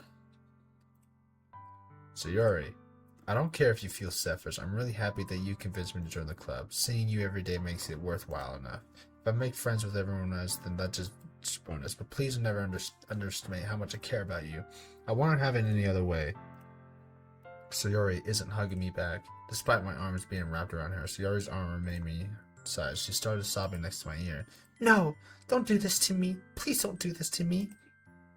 I Barely managed to speak between her sobs. I don't know if I'm doing the right thing, but all I want is for her to know that I care. If you have it in you to call yourself selfish, then you have to let me be selfish too. No matter what it takes, I'll figure out what needs to change. I'll make these feelings go away. And if there's anything that you need me to do, then you better tell me. I'll get mad if you don't. I don't know. I don't know. I don't know. Gently, Sayori finally puts her arms around me in return. I don't know anything. It's all really scary. I don't understand any of my feelings. The only time I'm not feeling nothing is when I'm feeling pain. But your hugs are so warm, and that's really scary too. Sayori lets me go. As she does so, I let her go as well. The festival is tomorrow. Yeah. It's going to be fun, alright? Yeah. How would you like for me to spend it all with you? I It's what I want.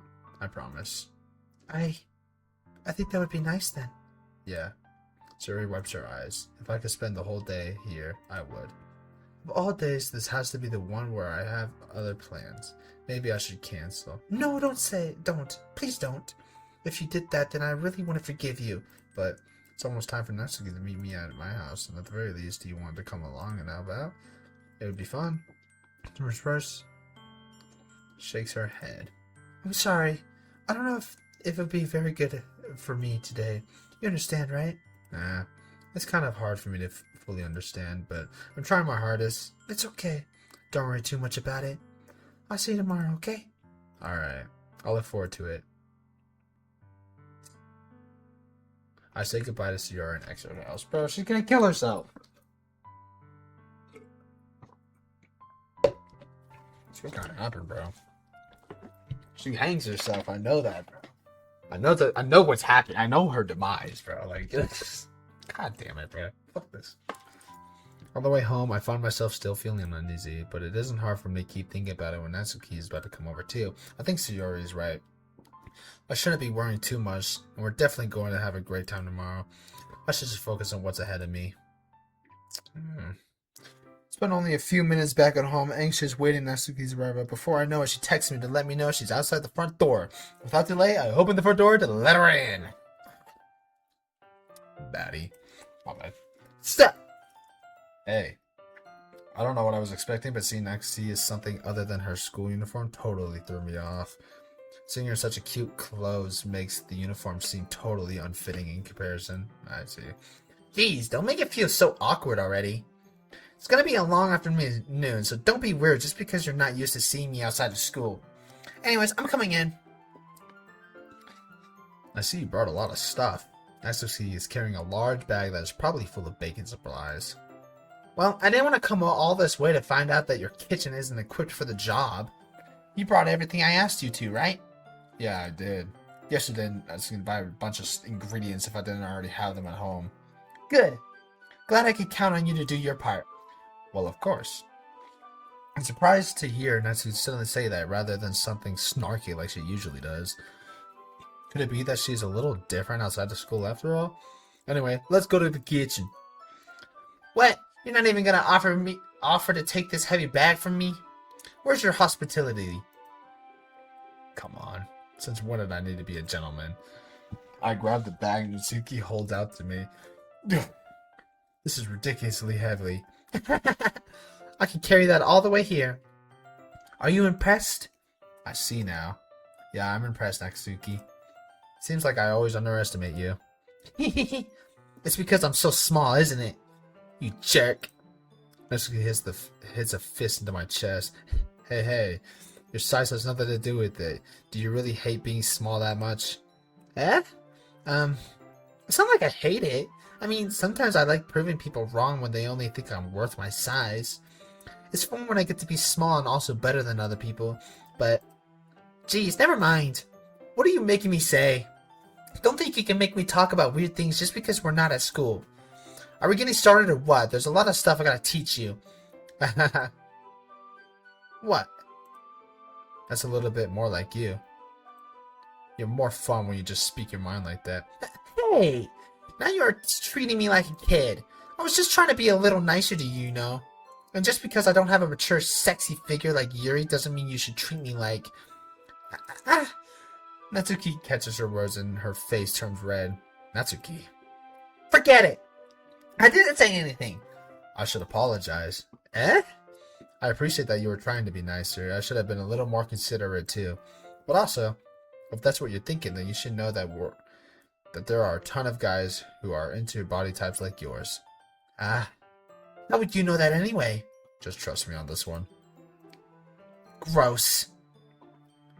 Hey, was that to me? Who else? Man, let's just get started already. You get all sour when a girl calls you gross. I finally found your weakness. Natsuki smiles deviously. Sounds about right. Please spare me. Well, if Natsuki decides to dish out more insults like that, there's no way I'm not fighting back. But she's satisfied enough for now, finally starting to pull things out of her bag so we can get started. This motherfucker. Before long, the whole kitchen is a mess. Spoons, dirty bowls, flour, spilled fluid, and plastic bags are strewn about every countertop. The mixer isn't big enough to make all of the batter at once, so we've had to do it several times. Meanwhile, Natsuki is babysitting all of my movements to make sure I don't mess up her precious baking. Where did you put the food coloring? The batter's going in the oven soon, so I need to fill the trays. I think it's still in the bag next to the table. What are you using it for? To color the batter, of course. I'm making each tray a different color. That way, even if the flavors aren't different, everyone can still pick their flavor. Oh, that's a cute idea. Are we doing anything like that with the icing? Do you want to?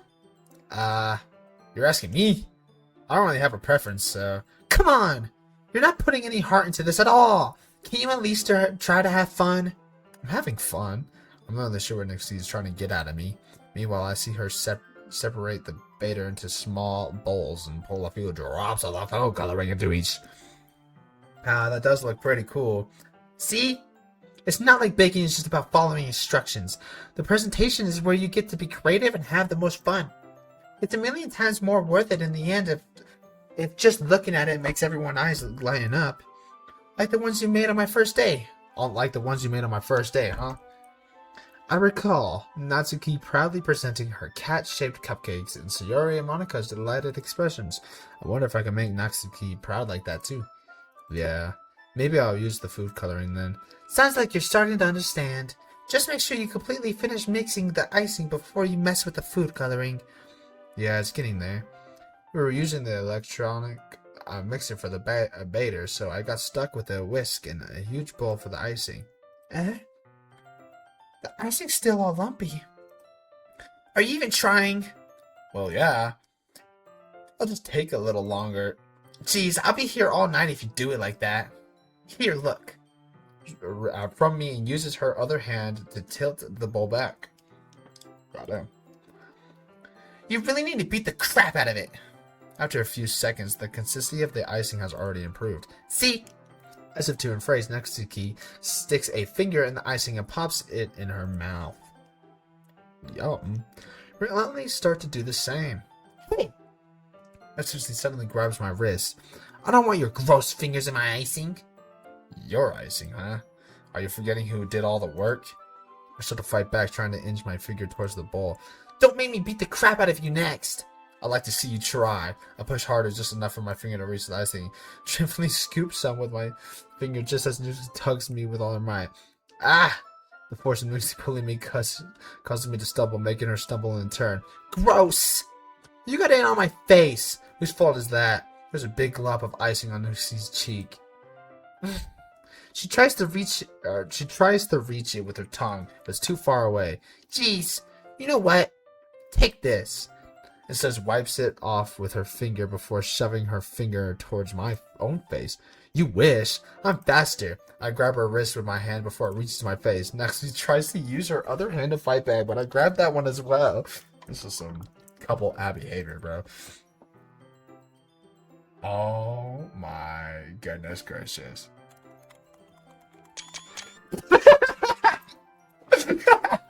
I did that for the shits and giggles, my bad. I was still gonna.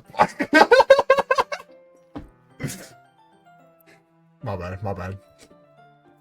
Stop! Oh, I can press enter too, my bad. I've just been using my mouth still the whole time. Not until you apologize for calling me gross. Fine. I'm sorry for calling you gross. You know I don't mean. You know I don't mean it. It's just fun seeing you react to it. You do that to me all the time, you know. Saying dumb things just to get a reaction out of me. You really shouldn't tease girls like that. Is that so? In that case, I probably shouldn't do this either. I take Natsuki's finger and put it in my mouth, licking it off the icing. Oh my goodness gracious. What? Did you seriously just... Super surprised that she can't even figure out how to get mad at me. Her face is entirely red. You really shouldn't do that kind of thing to girls unless you really like them. You know that, right? What kind of question is she asking me just like that? How did the mood turn to this so quickly? I gazes at me in silence. I notice her shallow breathes. Why am I starting to feel dizzy? Eh? Did I die? Starts going off. Rushes over to the oven. Is something burning? I thought you didn't put the cupcakes in yet. Cough. No wonder. You left a dirty tray in here, dummy. How could you make a mistake like that? You should have checked before. Before turning the oven on. Don't blame me for your mistakes. Jeez. Uses an oven mitt to grab the blackened tray out of the oven. She sets it on top of the stove. In another moment, the fire alarm stops. Anyway, I'm putting them in the oven now. Yeah. The tension from the moment before still lingers over our heads, but the moment has already been lost. I watch as Natsuki slides the cupcake trays into the oven. Then I reluctantly pick up the whisk and continue with the icing like nothing ever happened. I wonder if, like, I've also picked, like, Yuri or something. I don't know. You get a little freaky. Ah, that smells so good. The cupcakes are ready to be pulled out of the oven. As soon as Natsuki opens the oven door, a blast of sweet-smelling warm air fills the room. Look at how cute they all are. She proudly shows off the different colored cupcakes in each of the trays. They look even better once we add the icing. Not like you need to tell me that. I bought decorating stuff, so I hope you can get creative. Here, scoop the icing into these bags. Nuxie hands me some plastic bags. I have these nozzles that will make it look nice and fluffy. This one can even make the flowers. We probably won't be using it this time, though. What's this one for? I pick up one of the nozzles that has much thinner tip than the others. That one's really thin, so you can use it to make stripes or other patterns, but you can also use it to write stuff on a cake. Like happy birthday or whatever. Huh, I see. That gives me an idea, actually. Eh? Well, it's a literature event, right? We can make it more literature-themed by writing a different word on each of the cupcakes. It would be fun to see people choose their cupcakes based on a word they like. I was kind of expecting you to say something really stupid, but that's actually a really cute idea, so... My bad. Maybe I'm getting it from you. What's that supposed to mean? I'm not cute. Come on. We're not at school. Nobody's judging. You can't dress and act like this and not expect me to think you're cute. Well... Natsuki's voice trails off. Same with you. Did you say something? No, nothing. Natsuki, since you're already at my house, what you trying to do? My bad. Let's just do the icing. Picks up the paste and fastens a nozzle onto each of the bags. There's a lot to do, so we shouldn't be wasting time. Here, I'll show you how to do it. Without giving me a chance to think before, Natsuki quickly moves on. She shows me how to apply the icing, and then we each get to work. When we're finally finished, Natsuki puts them all side by side to admire our work. Look how pretty they are together. Yeah, they are, aren't they? I wish I could have one now. Well, there's no reason you can't, right? I don't see any harm in that. Well, yeah, but my dad's making dinner tonight, so I really need to save my appetite. Sayori's the exact opposite in that regard. If she was here, we'd probably be down 10 cupcakes already, and she would still eat dinner. Come on, that's just unhealthy. Besides, when my dad cooks, I need to eat as much of it as I can. Well, anyway, was hoping we could have time for manga, but I need to be home for dinner. Oh, we were gonna read manga together, right? Because I like manga. Natsuki likes manga as well. Shit. See, good shit. Alrighty, that's a shame. It's your fault for working so slowly. You should have thought about that. It's not like you'll always have this chance. Man, as usual, Natsuki places the blame on me. You can bring the cupcakes tomorrow, right? If you and Sayori each carry some, then you could probably do it in one trip. Yeah, I can do that. Don't worry, I won't let her eat any. I wish she would have listened to me the way she listens to you. Ah, yeah. I again think back to the conversation I had with Sayori earlier today. I felt so hopeless. Sayori always does listen to me, but at that point, it felt like she couldn't listen to me at all. Okay, I'm all packed up. Good work today. You too. I'll walk you out, I guess. Yeah. Just like that, Natsuki is already about to leave. Feels like the afternoon went by in a flash. More than that. Did I even take the opportunity to get close to her like I wanted to? Well, I guess I'll be off then. Thanks for all the help and everything. I'll see you tomorrow. Wait, Natsuki. Eh? What you said before about not always having this chance, it doesn't have to be that way at all. I had fun today. You showed me how fun baking can be, like you wanted. But aside from that, you can come over anytime, okay? I think that if possible, I'd like to spend more time like this. If you want to read manga or go out somewhere. Do you really mean that? Natsuki looks at me intensely like she's trying to hide her expression. Yeah, I want to spend more time with you. I thought you only cared about getting this done. Ooh, I'm sorry I had to leave so early today. I really didn't want to. I would really stay here longer if I could. I feel the same way as you do, so... She gets closer to me. Oh shit. What happened? Wait, Natsuki. Standing inches from me, Natsuki looks up at me. I feel her fingers gently clutch at the side of my shirt as if holding on to me. Her rose-colored cheeks and matching eyes filled my vision along with her slightly parted lips. Bro, this is like some freak shit. What am I complaining? I watch anime.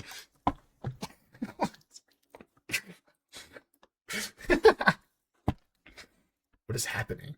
My head starts to go dizzy as I feel her soft breath against mine. I felt it for a while now. Natsuki suddenly jumps back.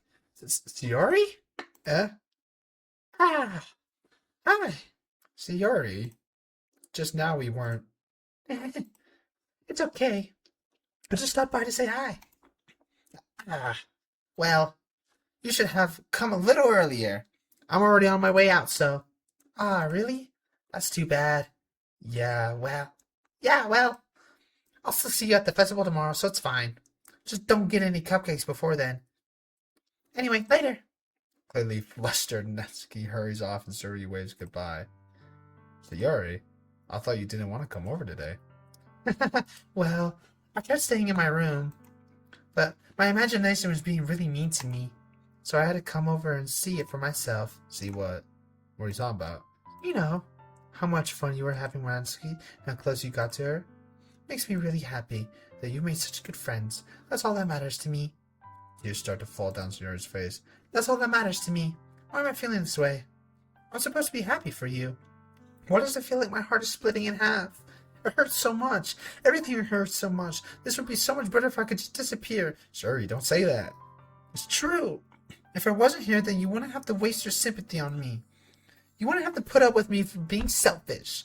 Monica was right. I should just... Monica? Monica was right about what?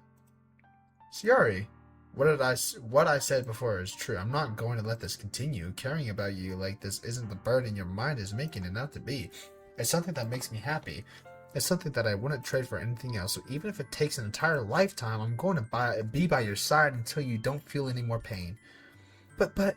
Sayori looks away. I put a hand on her shoulder to reassure her. I'm scared. I'm really scared. What are you scared of, Sayori? I'm scared that I might like you more than you like me. Sayori? It's true, isn't it? I was weak and started to like you too much. I did this to myself. I like you so much that I want to die. That's how I feel. And Enough, Sayori. I don't want you to hurt anymore. I slide my hand down Sayori's arm and squeeze her hand in my own. Do you remember how I said I always know what's best for you? Do you still believe me? Wordlessly, Yuri says not. Sayori nods. Even if you don't understand all of your own feelings, I know what you need the most right now. And that's what I'm going to give to you. W. Sayori. Oh my god. You know what? I'm going to say that one because it's true. I love you. Eh?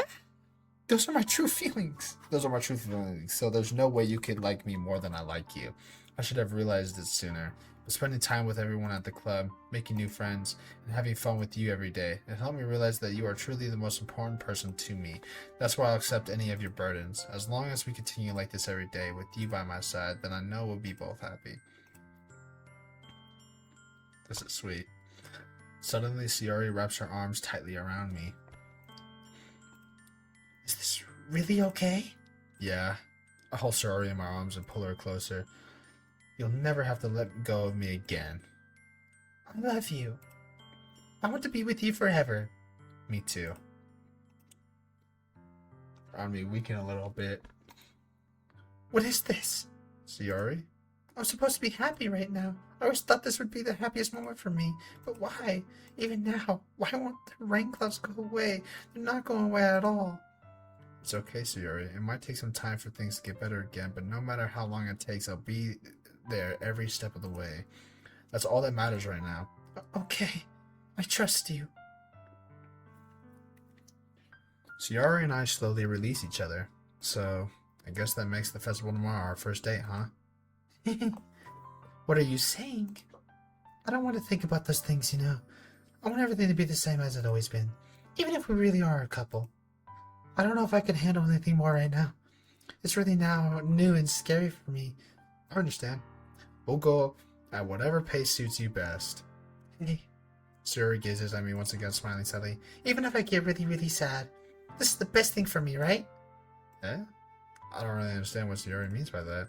Are you saying that this is making you feel sad, Sayori? I don't know. I don't understand what I'm feeling. It feels like a bunch of thorns when you told me you love me, but that's why I want to trust you. You know what's best for me. Yeah, I do.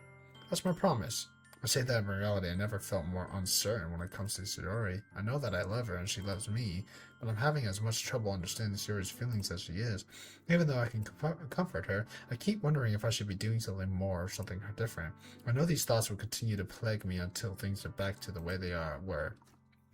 Is that what Sayori meant by not wanting anything to change?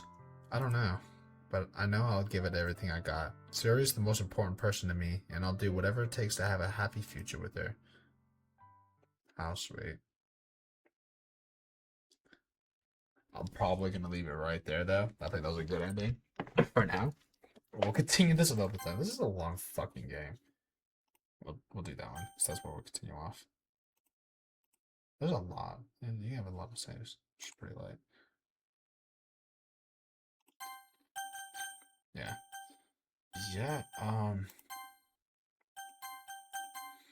Yeah, so far, though, pretty gas. I mean, I've always known that it's good. You know, that's always been. I've always known that it's good. It's a good game. It's always been good since it came out. I've known about the game since it's come out. I just never actually played it for myself. And it's also been a long time since I've seen anything of the game, so it's good to come back to this, you know, after so long, and actually play it for the first time. I just remember watching YouTubers play it and stuff when it came out, and just yeah. So yeah, now we a couple. Tight. Sayori's best choice, honestly. Yeah, that is the end of today's video. Hope you guys enjoyed it, and I will see you all on the next one. Adios, my amigos.